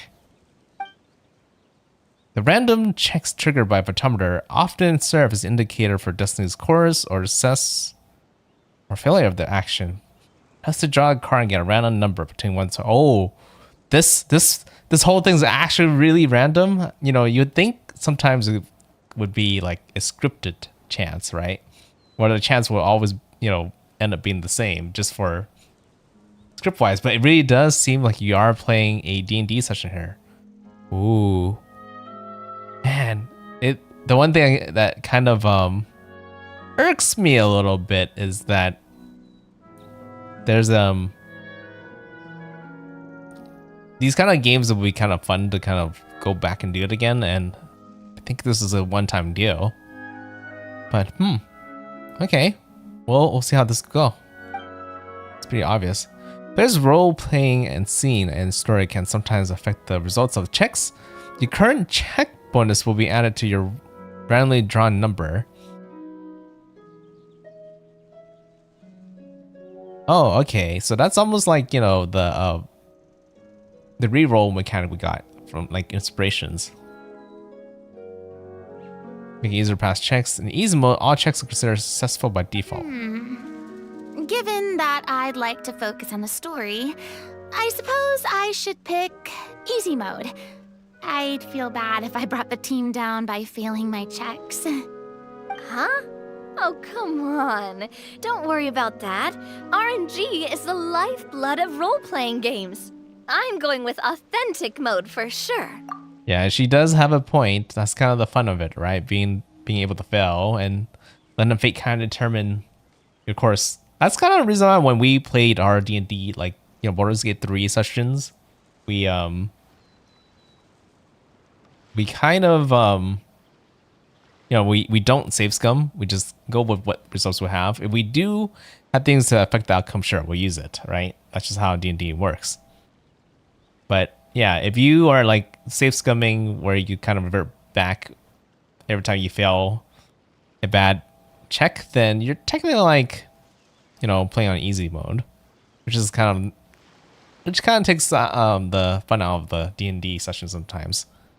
But I guess it really depends on the person. But for us, that's just what we like to do. Never knowing what you might have to overcome. Ugh, doesn't that sound exciting? I'd rather be mentally prepared for what might happen. All right, then I'll mark down Farina for easy mode. All her checks will be successful by default. As usual, Navia and Linny will play on authentic mode. Oh! What about you, dear partner? How would you like to play? Yeah, I'm very curious to see how it would be on authentic mode. It'd be boring if it's just...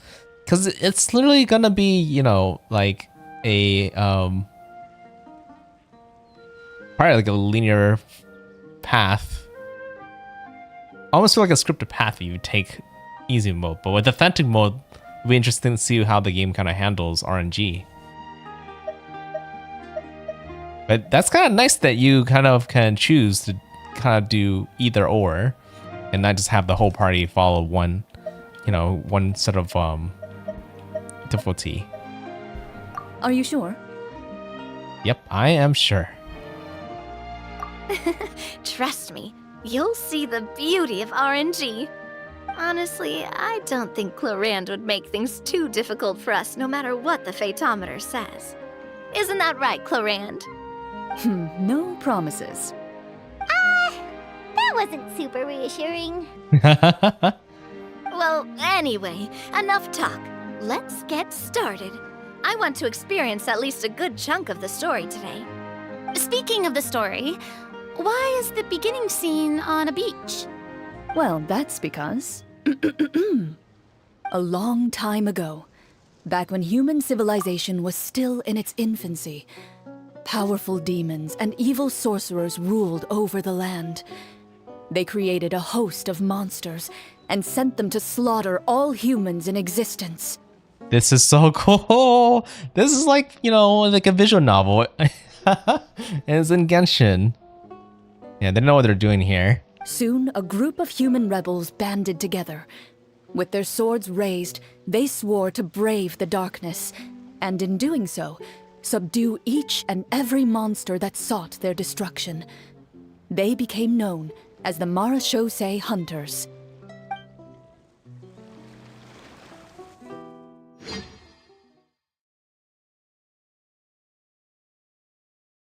Is it loading? It's loading. It's literally loading in a different mode.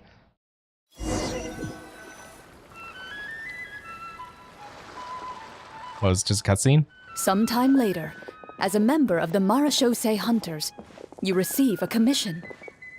Following the address provided on the message, you take a boat and arrive at this strange city.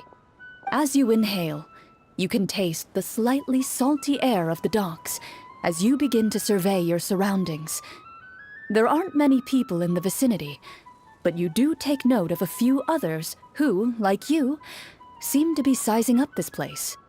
Your eyes meet, and you realize these people are fellow marechaussee hunters, likely led to this location after receiving the same commission as you. You're all marechaussee hunters too, right? Allow me to introduce myself. The name's Navia, monster hunter by trade and helpful neighborhood businesswoman on the side. What say you to traveling together? We can help each other out on the road. Okay, count me in.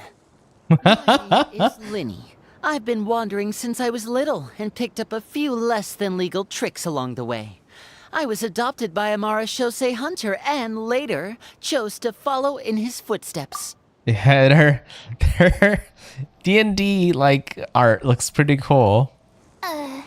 Is this where you introduce your character to everyone? It sounds like they've done this dozens of times. Yeah, this is how a pro plays. This is something that I've been wondering if like our group can ever pull off, because we're kind of like, you know, out of the box looking in. We're never really like really role playing the character as well, like itself too well, which I kind of want to see what we could do one day. If we're gonna really like do another session, then maybe we will try. But yeah. For Furina, who's new, it's interesting how they added her just to show us, like, you know, her newbie perspective, which is nice. My name is Farina, and, I grew up in a noble family. I always had a strong interest in performance and the arts. Even though I'm a marechaussee hunter, what I really want is to be a performing artiste. She really is a bard. What my character would be like then? Hey, that's really cool. I kind of wish they, well, it would have been interesting to see if they made up a different name, but I guess for simplicity, just stuck with their name. You can do it, Farina. That's exactly how it's done. Uh-oh. Paimon is Paimon, a good friend and companion to this marechaussee hunter right here. That's right, she could do the talking for me. I've been studying medicine ever since I was a child. I want to do my part to eradicate these monsters and use what I've learned to heal others. Oh, so he's like a doctor. Okay. Oh, welcome, welcome. When we face the monsters, I'll make sure to charge in front to give everyone some cover. You can take care of the healing at the back. You know, it actually makes you wonder if you picked cook instead, whether your character will look different, right? Would you look more like a cook than a doctor? And then if you're like a cook and a doctor, then yeah, would you look different from someone who doesn't have like insight? But oh, and there's also, you know, if you use Lumen, the other character, it'll be interesting to see like what other like looks she has. Ooh, man, this is a lot of work. These kind of games, you had to like handle so many different cases. Ooh, I'm actually really excited about this. Like, I did not think I'll be walking into like a actual D&D session. I thought it was gonna be really scripted. You open your envelopes at the same time. The message reads, "To the honorable and trustworthy marechaussee hunters, our kingdom is currently facing a grave crisis. The lands outside the capital have been overtaken by monsters, and our people are being led astray by forces of wickedness. We beseech you, please help us resolve this crisis and return peace and stability to our home." Huh. The layout of this city looks super familiar. It kind of reminds Paimon of Mondstadt. The scriptwriter must have used a real-world city as a reference when coming up with the map. As experienced hunters, the layout of the city reminds you of places once traveled. You recall the sight of tree-lined streets and the gentle tranquility of days gone by. Yet, as you regard the city in front of you, it appears to be little more than an empty shell. Its hollow gates are open to you, beckoning you to come forth and bring salvation back to the town. I carefully read every line of the letter and turn my attention to the signatures at the bottom. Who issued this commission to us? You see a long string of unfamiliar names. it would seem that many of the residents of the city issued this commission together. They sensed that things were not right within the kingdom and sent a distress signal to the outside world. In that case, why don't we take a walk around the city and see if we can learn anything from the local residents? Man, this must have been really fun for the voice actors to do all this. Oh, good idea. We might be able to get some leads on the monsters and bad guys we're after. You look up and see a tavern nearby. It appears to be open for the day. Why don't we go check out that tavern? If the novels I've read are anything to go by, taverns are usually full of information.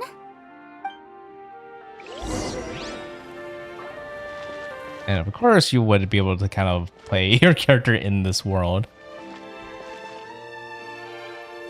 It really does look like Monostaff for the most part. Okay, I am literally stuck in this mode. As you approach the tavern, you find a plainly dressed woman standing nearby. She appears to be rather troubled about something.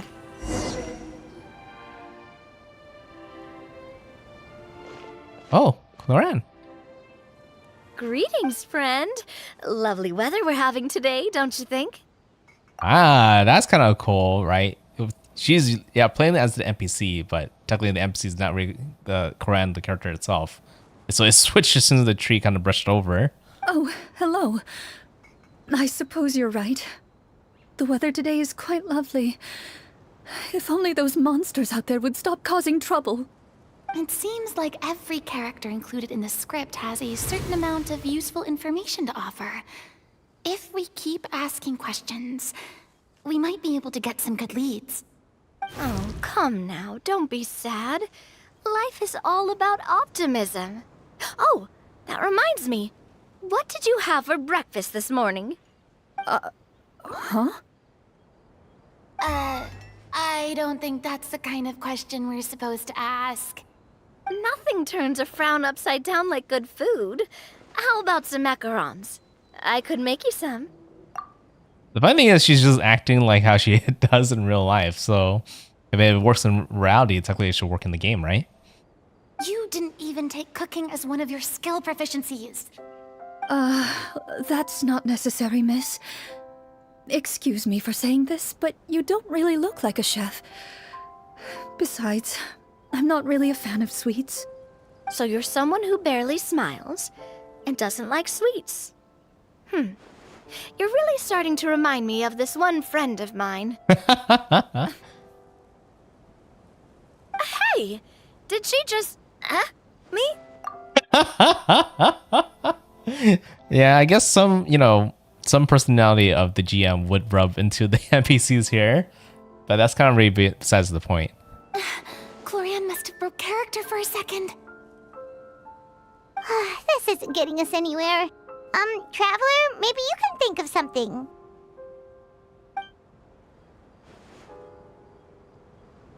I like to do an insight check to see what's troubling her.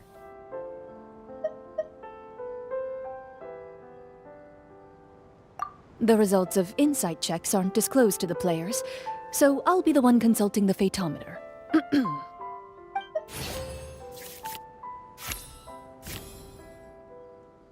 Okay. You recall all the lessons you've learned in your time and begin to carefully observe the woman's mannerisms.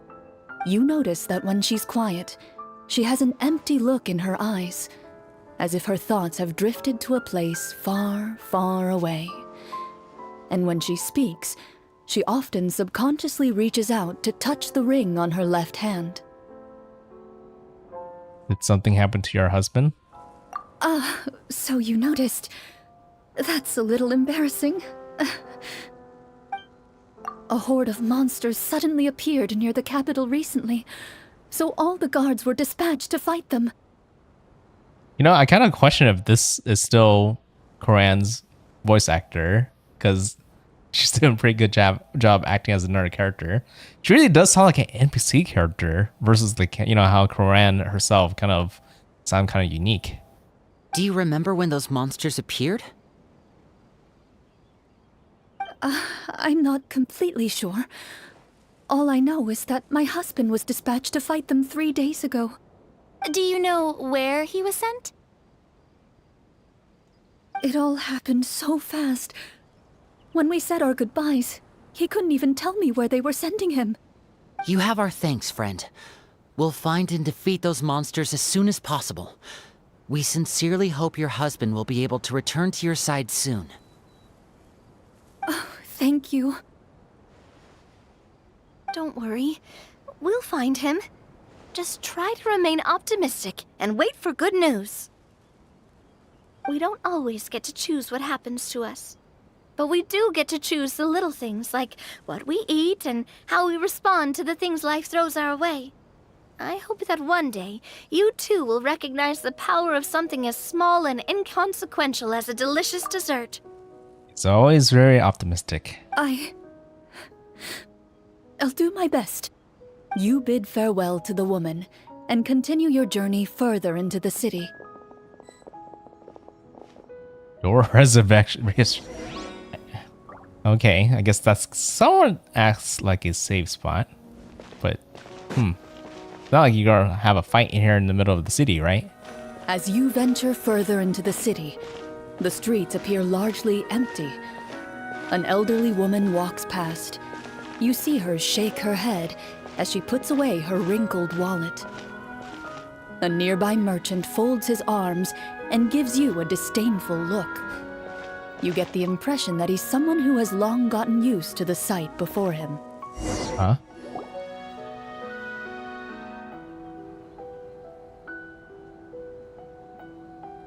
Although he doesn't seem very friendly, merchants are usually a good source of information, right?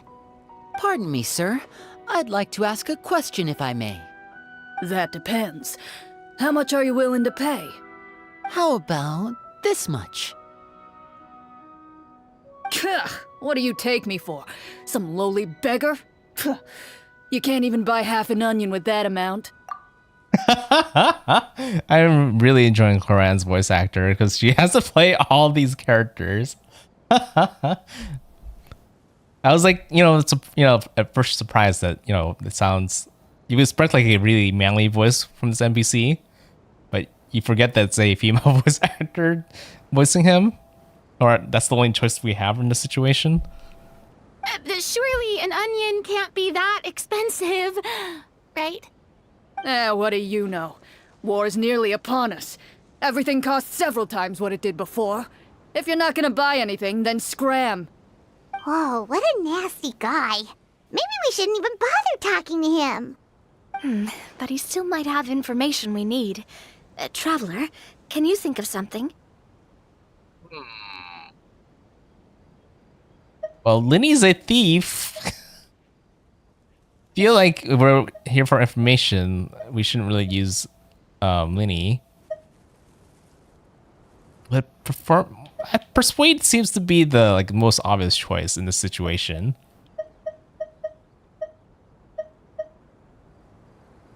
Yeah. Go for it, Navia. We tend to always have, the talker kind of lead our D&D sessions. It's gonna be like this too, I guess. Sometimes I wonder how do you take advantage of an art character though? Like a bard character. They tend to kind of do the same thing in most D&D sessions where they're usually the persuader as well. But if you just strictly using it for art, for music, this is probably not the time. Yeah, go for it, Navia. Sir, we came to this city to solve the very problem you seem to be referring to. The war you mentioned, would it happen to be against the monsters outside the city? If you happen to be well informed and know a thing or two about what's going on, we'd appreciate it if you could share that information with us. After all, the sooner this problem gets resolved, the easier it will be for you to do your business. Oh, she has a persuasion check too. Nice, she got it. Yeah, we don't want to watch other people's playthrough and know if this is fixed or whether this is always different. Well, things are basically as you said, young lady. Those monsters are camped outside the city, and they've been destroying all our trade routes. We have limited reserves within the city, so if this continues, we're all gonna be in big trouble. Wait, you're saying no one has put a plan in place to distribute supplies or maintain order? We could all starve and those nobles in the palace wouldn't even break a sweat. Who knows? Maybe they've been in cahoots with the monsters all along. That is concerning. Alright. That's all the information you need, right? Off with you now. I've still got business to do. You know, if you smiled a little more, you'd definitely get more business. And I bet that would make your life just a little bit sweeter. I'm not saying it's guaranteed to work. It's just a tip. Yeah, I think that's kind of true.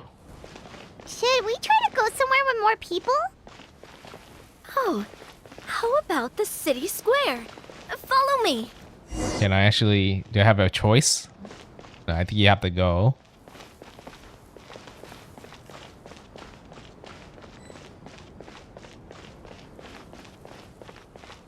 Before you lies the city's central square. You see a man with a slightly anxious look on his face, pacing back and forth, his head hanging low. He doesn't seem to notice your approach. Still immersed in his own thoughts, he shakes his head and lets out a long sigh. This guy seems promising enough. Maybe I can get some information out of him. Hello, sir. Is there anything I can do to help you? Wait, you're... I'm...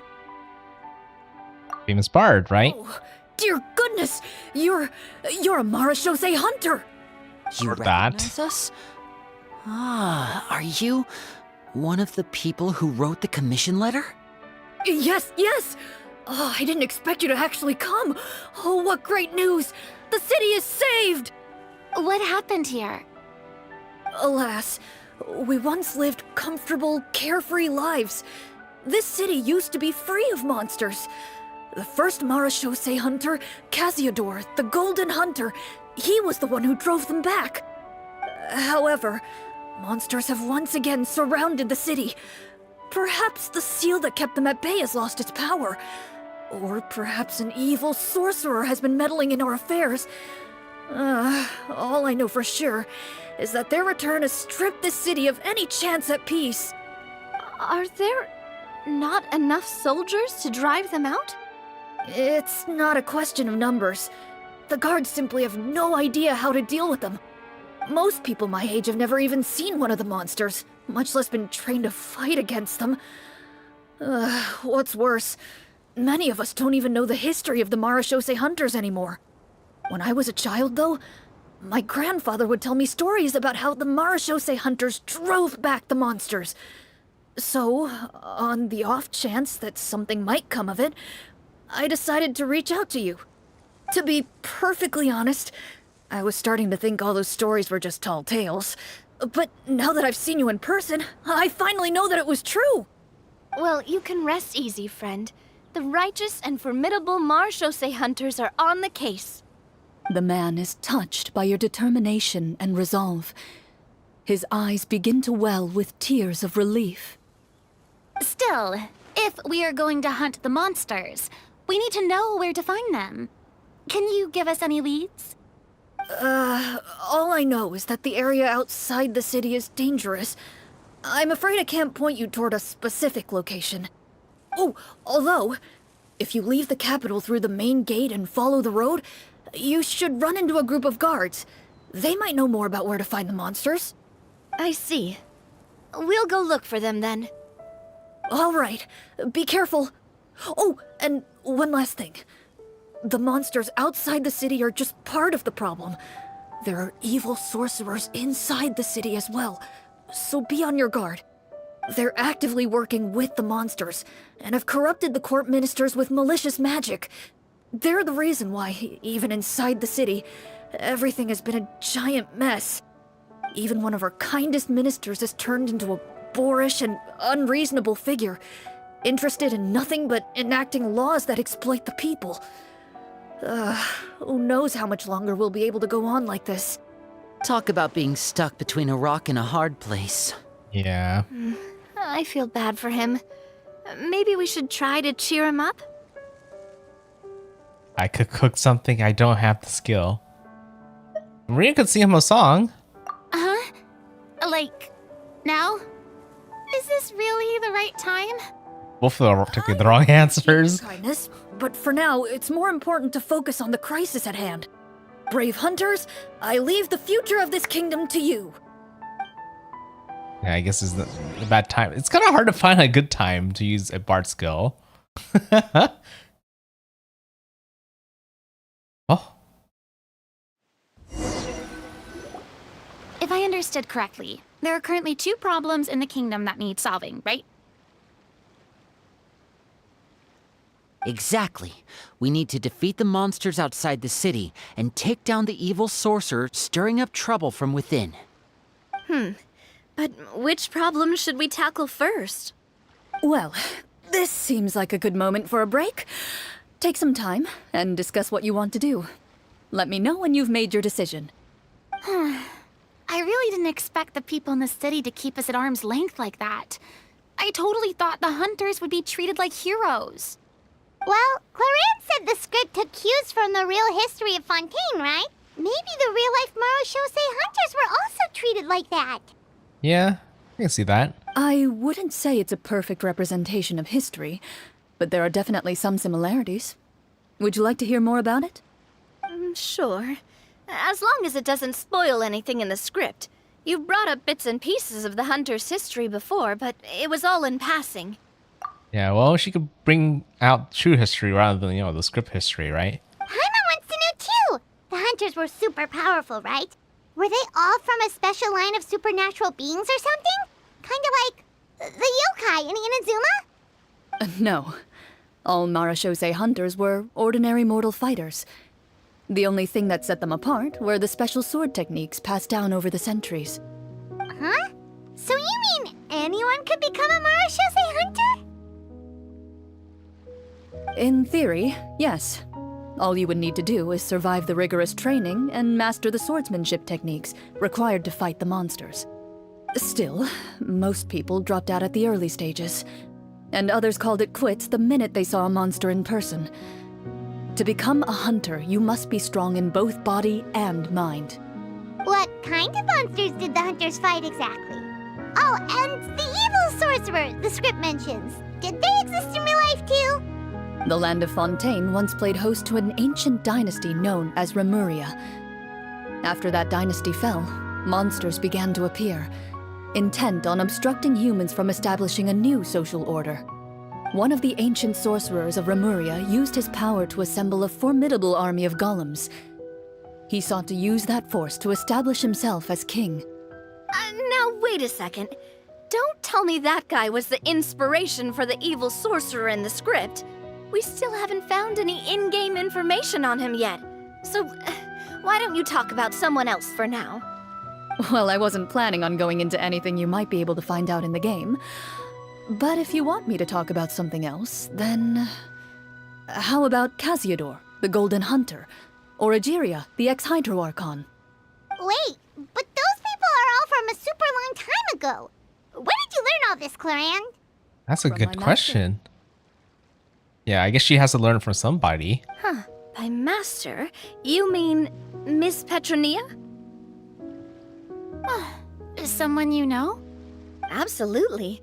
Miss Petronia and my father were good friends. Back in the day, she would often bring Clorinde over to play, but then... Let's not get off topic. Anyway, back to what I was saying. Responding to Egeria's call, a number of warriors followed Casiodor into battle against the monsters. This group of warriors, under Casiodor's leadership, became known as the Marachose Hunters. Yet, as Fontaine entered an era of peace, their work gradually became obsolete. The Marachose Phantom, originally an association made up of hunters, eventually came to be predominantly comprised of Melusines. Ah, I see. That explains why most of the people in the script have forgotten the hunters or think of them as nothing more than a legend. Is that really a bad thing, though? It can get tough always being the one shouldering everyone's expectations. Depends on who you ask, I suppose. If the name of the organization no longer commands respect, investigative work is bound to suffer. Speaking of investigations, which problem should we tackle first? Monsters or evil sorcerer? I vote monsters. That's the main duty of the hunters, right? We can come back to the sorcerer later. Well said, Miss Farina. Plus, if the sorcerers really are the masterminds behind this whole thing, defeating the monsters could give us some clues on their intentions as well. Yeah, and also I can imagine the sorcerer are kind of more like the bosses of the game. What about you, partner? What do you think? I wonder if this actually matters. At the same time, the sorcerer problem does seem kind of important if they are manipulating things behind the scenes, right? It's just the way I would think about it is I would think the sorcerer like, you know, the kings and chessboard, while like the monsters are pawns. You can keep finding the pawns, but that's all you might end up keep on doing. But at the same time, we could start with the monsters first, right? I think in the end, reaching the sorcerer is the goal afterwards. It's decided then. All right. After some discussion, you decide to turn around and head out of the city.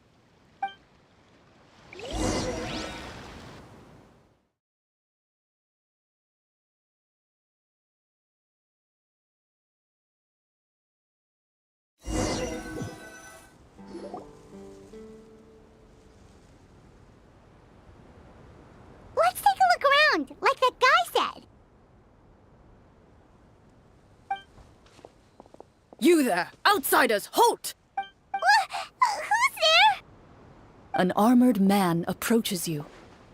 He has a tall, muscular build and a determined expression in his eyes. Just one look, and you can tell he's fought in his fair share of battles. Although he's trying his best to conceal his current state, his uneven gait and the sweat dripping down his forehead make it obvious that he's been wounded and is in serious pain. I'm the captain of the guard. I saw you sneaking around the city earlier, so I'll only ask this once. State your purpose, or it's off to the dungeons for the lot of you. That escalated pretty quickly. Wow, it's been a while since someone's been this suspicious of us. I said talk, not whisper between yourselves. Have you ever heard of the Marchese Hunters? Marachose hunters? Ha! That fairy tale, you mean? What, you expect me to believe you're one of them?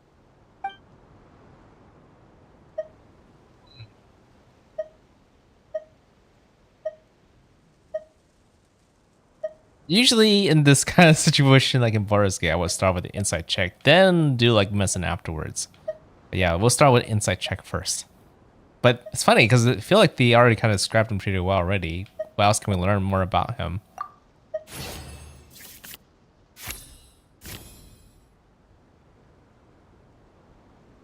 Doesn't it give me the results? While everyone is talking, you begin to carefully observe the captain's mannerisms.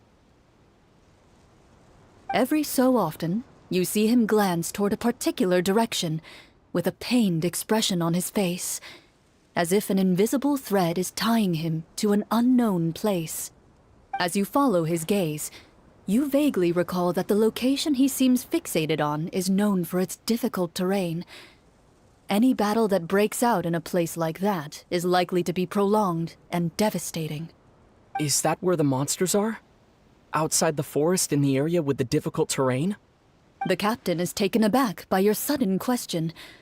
Still, his shock only lends credence to your theory. You're looking to fight the monsters? I mean, that's what we are made for. Shosei hunters, after all. You could say that's basically our job. He shakes his head and continues to regard you with skepticism. In the end, he decides to inform you of the locations where the monsters have appeared. Those monsters aren't easy to deal with. But if you insist on going, I won't stop you either. I just hope all the guards will be able to come back to their families alive. I wish you the best of luck. And to the depths of the forest. Based on what the captain said, the monster should be right up ahead. Let's go. Hopefully we're not too late. Yeah, I've been wondering what the combat's gonna be like. But wait, we have all the characters here to use. So, it might be just like normal combat. Approach the battlefield. You see numerous people lying by the side of the road.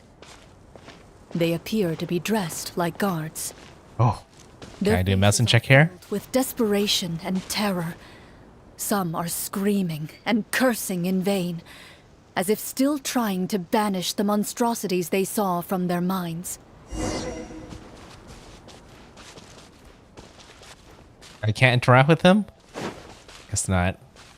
My medicine skill not useful there. Look up at you in shock and disbelief.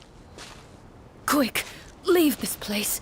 Turn around and don't look back, they yell. We're here to help.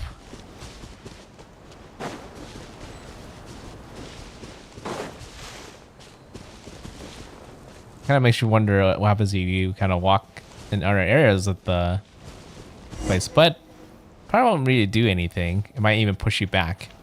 Probably most likely will push you back, like the way Paimon usually does.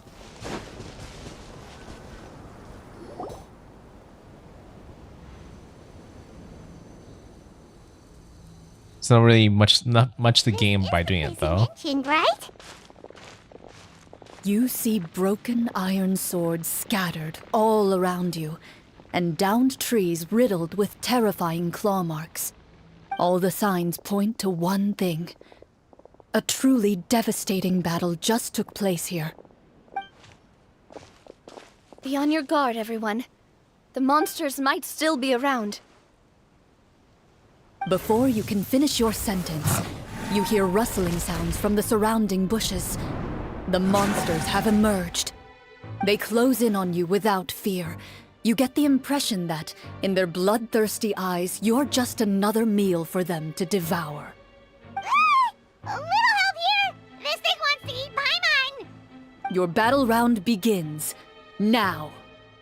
Gonna fight like in we are fighting in like a D&D kind of setting. Ha.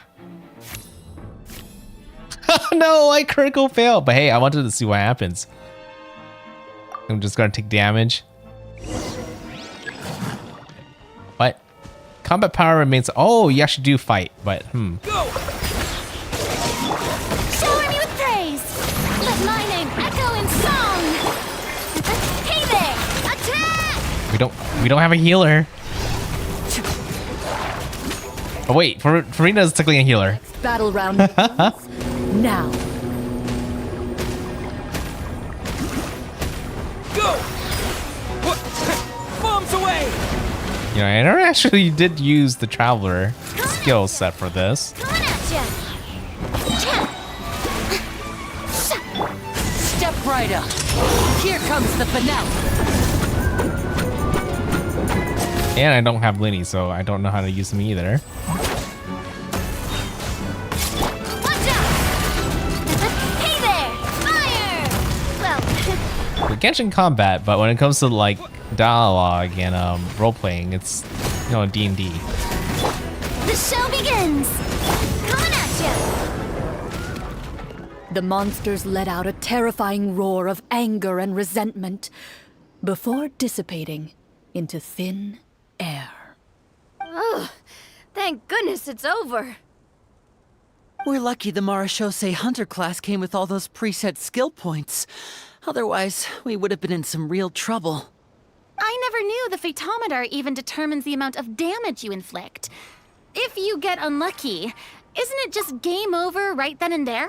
I mean, I did get really unlucky. That's part of the fun. The uncertainty of fate is what gives these games their appeal. So I guess it's just if you succeeded, you get like a damage buff, and if you don't, then you just don't get anything. Just as you begin to celebrate your victory, a suspicious lump on the ground catches your attention. A suspicious lump? Wait, could it be the thing that appears after every battle? I walk up to it, crouch down, and begin to carefully examine it. I've still got my right glove on, so it should be fine for me to touch it, right?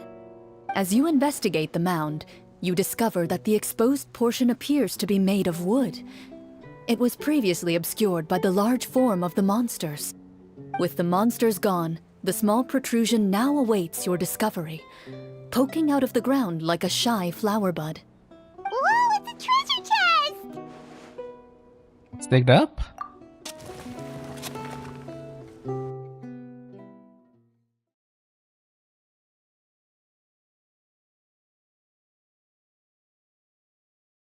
What can I get from this? With everyone's help, you successfully excavate the wooden chest from the ground. Even without opening it, you can tell from the mora and jewels scattered around the chest that it must contain quite the fortune. Makes sense. We worked hard for this. Let's open it and we can share what's inside. I can understand your excitement, Paimon, but think about it. Doesn't it seem like there are people out there who need this treasure more than us? Yeah. Think about all the people suffering in the capital. Or all those guards who got hurt fighting the monsters. Wouldn't it be better if we gave the treasure to them? That would be first from like a D&D group. Wait, is that how it works? Paimon thought since we were the ones to dig it up, we could just take it for ourselves. Well, let's put it this way. Any decision you make during a role-playing game can impact the future course of the story. I mean, I think it really depends what's in the chest in the first place, right? It needs to be something that actually can help the villagers. But would the people really believe us? It's hard enough for us to prove we're Marcia Say hunters. What if they think we procured the treasure illegally? They might get even more suspicious of us. That's definitely something we should consider. Maybe we can come up with an explanation in advance. You know, it's a very funny thing from a lot of video games, right? That you don't even think about. Like, just random loot quite a bit. You just take it and you use it. Well, if donating it could cause that much trouble, why don't we use it to buy some gear and fill up on good food? Then we'll be ready to fight even more bad guys. Looks like you're facing a difficult choice once again. Well, it's getting late. Why don't we call it a day for now? Wow, where did the time go? Yeah, time flies by. I'm not sure if it's because I'm having so much fun with you all or because the story is particularly enticing, but I feel like I could almost keep going. Here, here. Ooh, how about we play through the night?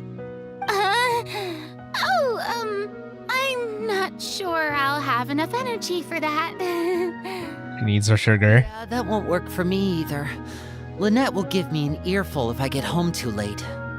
I understand how you feel, Navia, but we have to change venues for the next part of the story anyway. Huh? Another location? There's a special note for the GM at the end of this section that says to proceed to an indoor set for the next part of the script. Whoa, they really pulled out all the stops for this new script. Well, even if we end the game for the day, we can still stay a little longer and hear Clorinde finish her story, right? Paimon wants to hear more about the history of the hunters. Yeah, I do too, actually. Something tells me you just want to finish the free desserts before we break for the day. That's just a coincidence, okay? Besides, to Paimon, not finishing free food feels even worse than having to buy her own. That's true, the food will go to waste, right? Paimon really does want to hear more about Clorinde's master. Well, The story doesn't have a happy ending. It's okay not to finish it? It's nothing. I appreciate the concern, but it's all in the past. It won't do any harm to share these things now.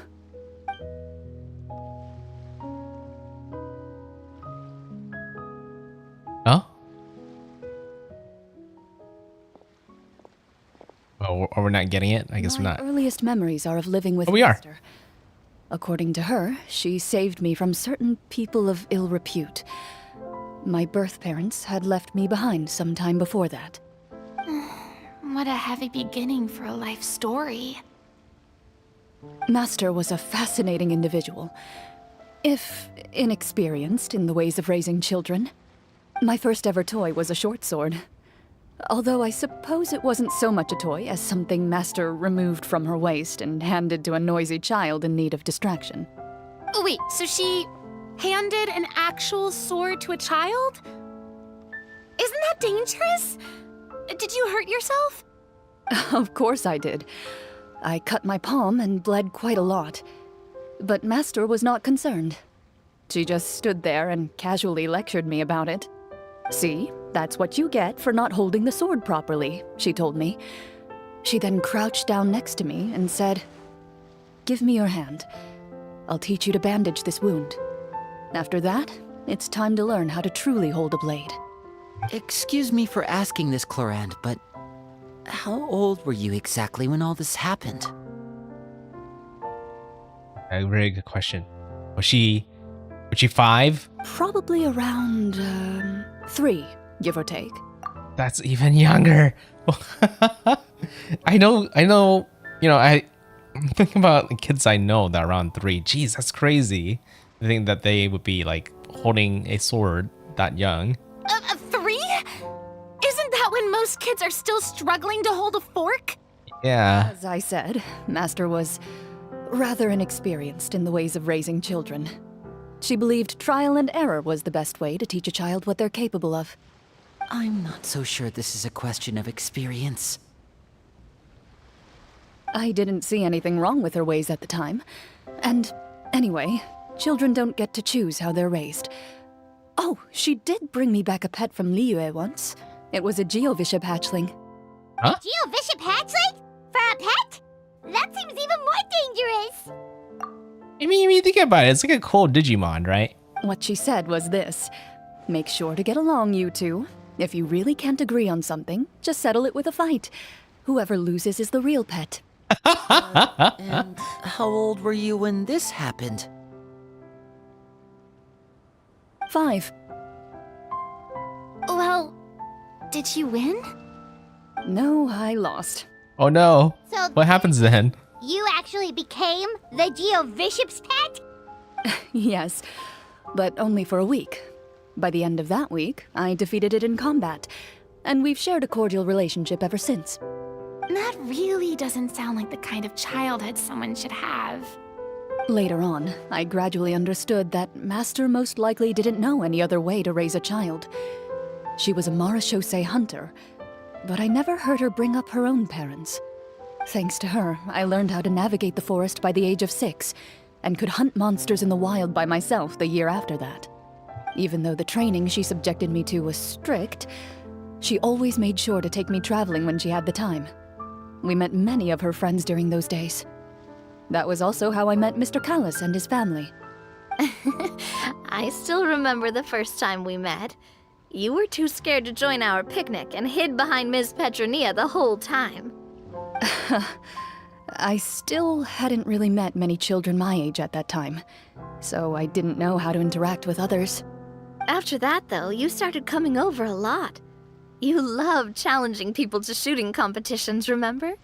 I don't think many members of the Spina ever beat you in one of those. I had a lot of fun during those days. I enjoyed them too. Oh, do you remember that one time we went exploring around the Spina together? We overheard Papa call your master Fontaine's Protector of Justice. We tried to pretend like we never heard anything, but you nearly let it slip that one time.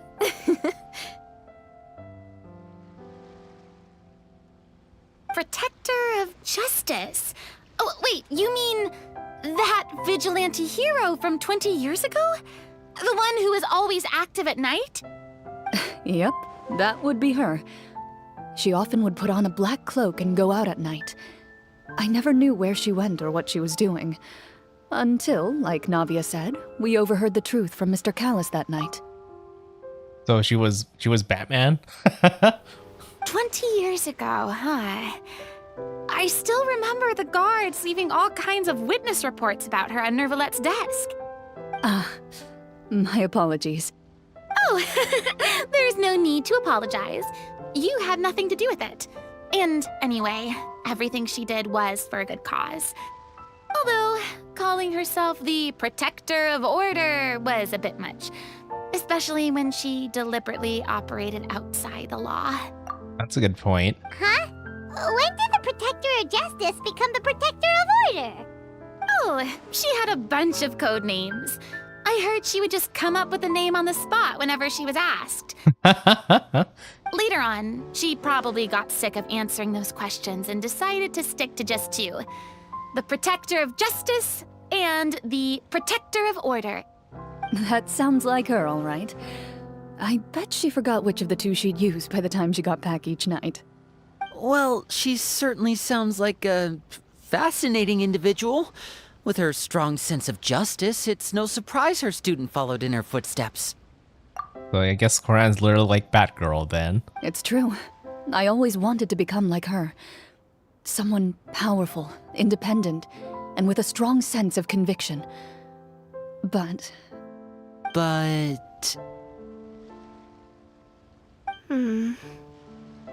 She suddenly disappeared the night I turned 10 years old. Disappeared? What happened? I have no idea. She didn't even leave a note. I was never able to find out where she went. That night, I was celebrating my birthday at Navia's house. But Master never came to pick me up. When I returned home on my own, it was to an empty house. When she still didn't appear after a few days, I went to Mr. Callus's house to ask about her whereabouts. But he only shook his head. It's a sad story. Papa probably didn't know either. I know he sent a few people to investigate the matter in secret, but they never found any credible leads. Don't worry, I understand. To be perfectly honest, given Master's personality and way of doing things, it all made a lot of sense. If I had to guess, I'd say she probably used it as an opportunity to force me to become independent. Just like how, when a litter of kittens reaches a certain age, the mother willingly leaves them behind. Were you upset, Clorinde? Yeah, I wonder how she felt during that time. Yeah, she's just 10, but she's kind of forced to mature very early on. So, yeah, how did she react? I was at first, but not anymore. I don't believe Master would suddenly disappear for no reason. There must have been something she just had to do. Well, despite everything, you still managed to follow in her footsteps and become the greatest champion duelist in all of Fontaine.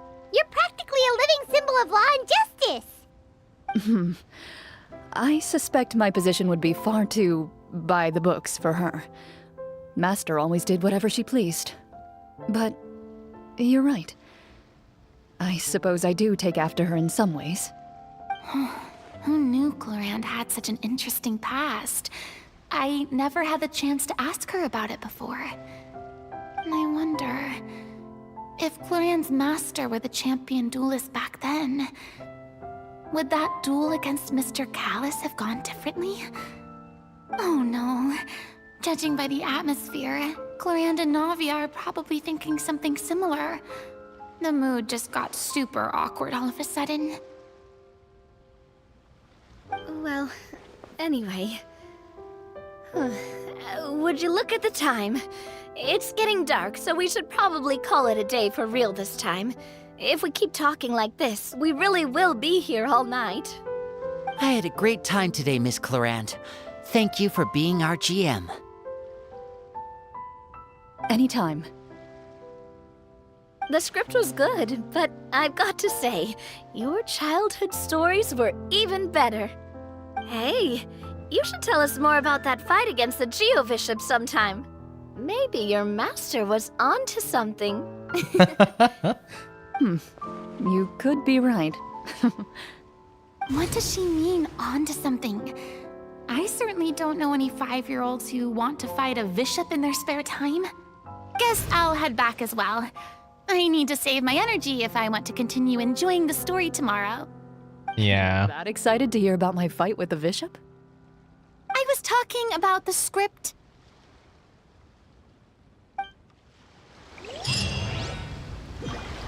Just gathering. So, there's still more.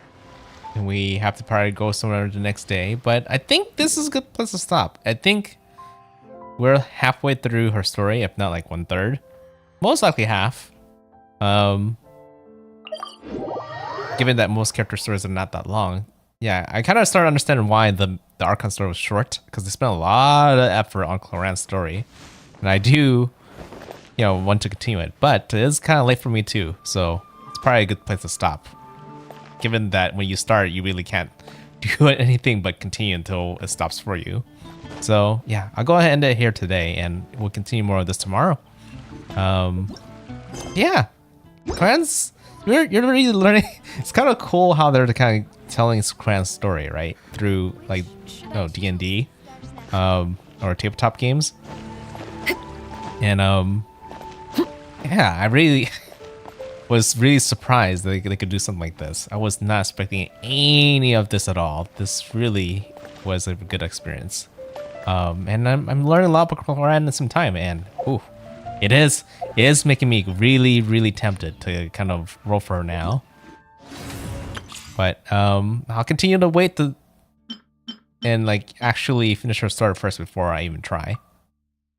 Oop. I meant to go look at her banner.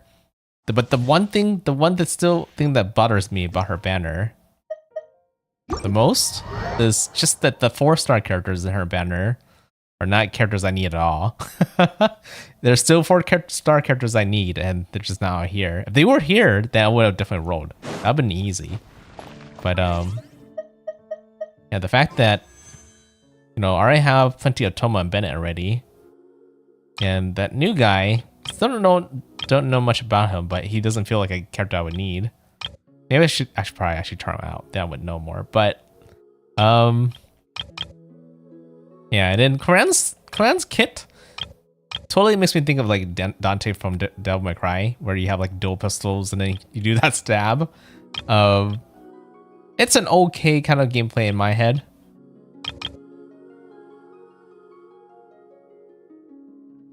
I like to kind of like do things that gives me more room for experimentation. And not only that, she's not like self-sufficient as much as other characters are. So yeah, that's the one thing that bugs me the most. But yeah, we'll just learn more about her and see how I feel more about it. If I don't roll for her this time around, then maybe in the future I will. But anyways, yeah, all right, I'll go ahead and end it here and continue tomorrow. So for those that are still here, thanks for watching, and hopefully I see you guys around. NoukonNeko signing out. Bye-bye.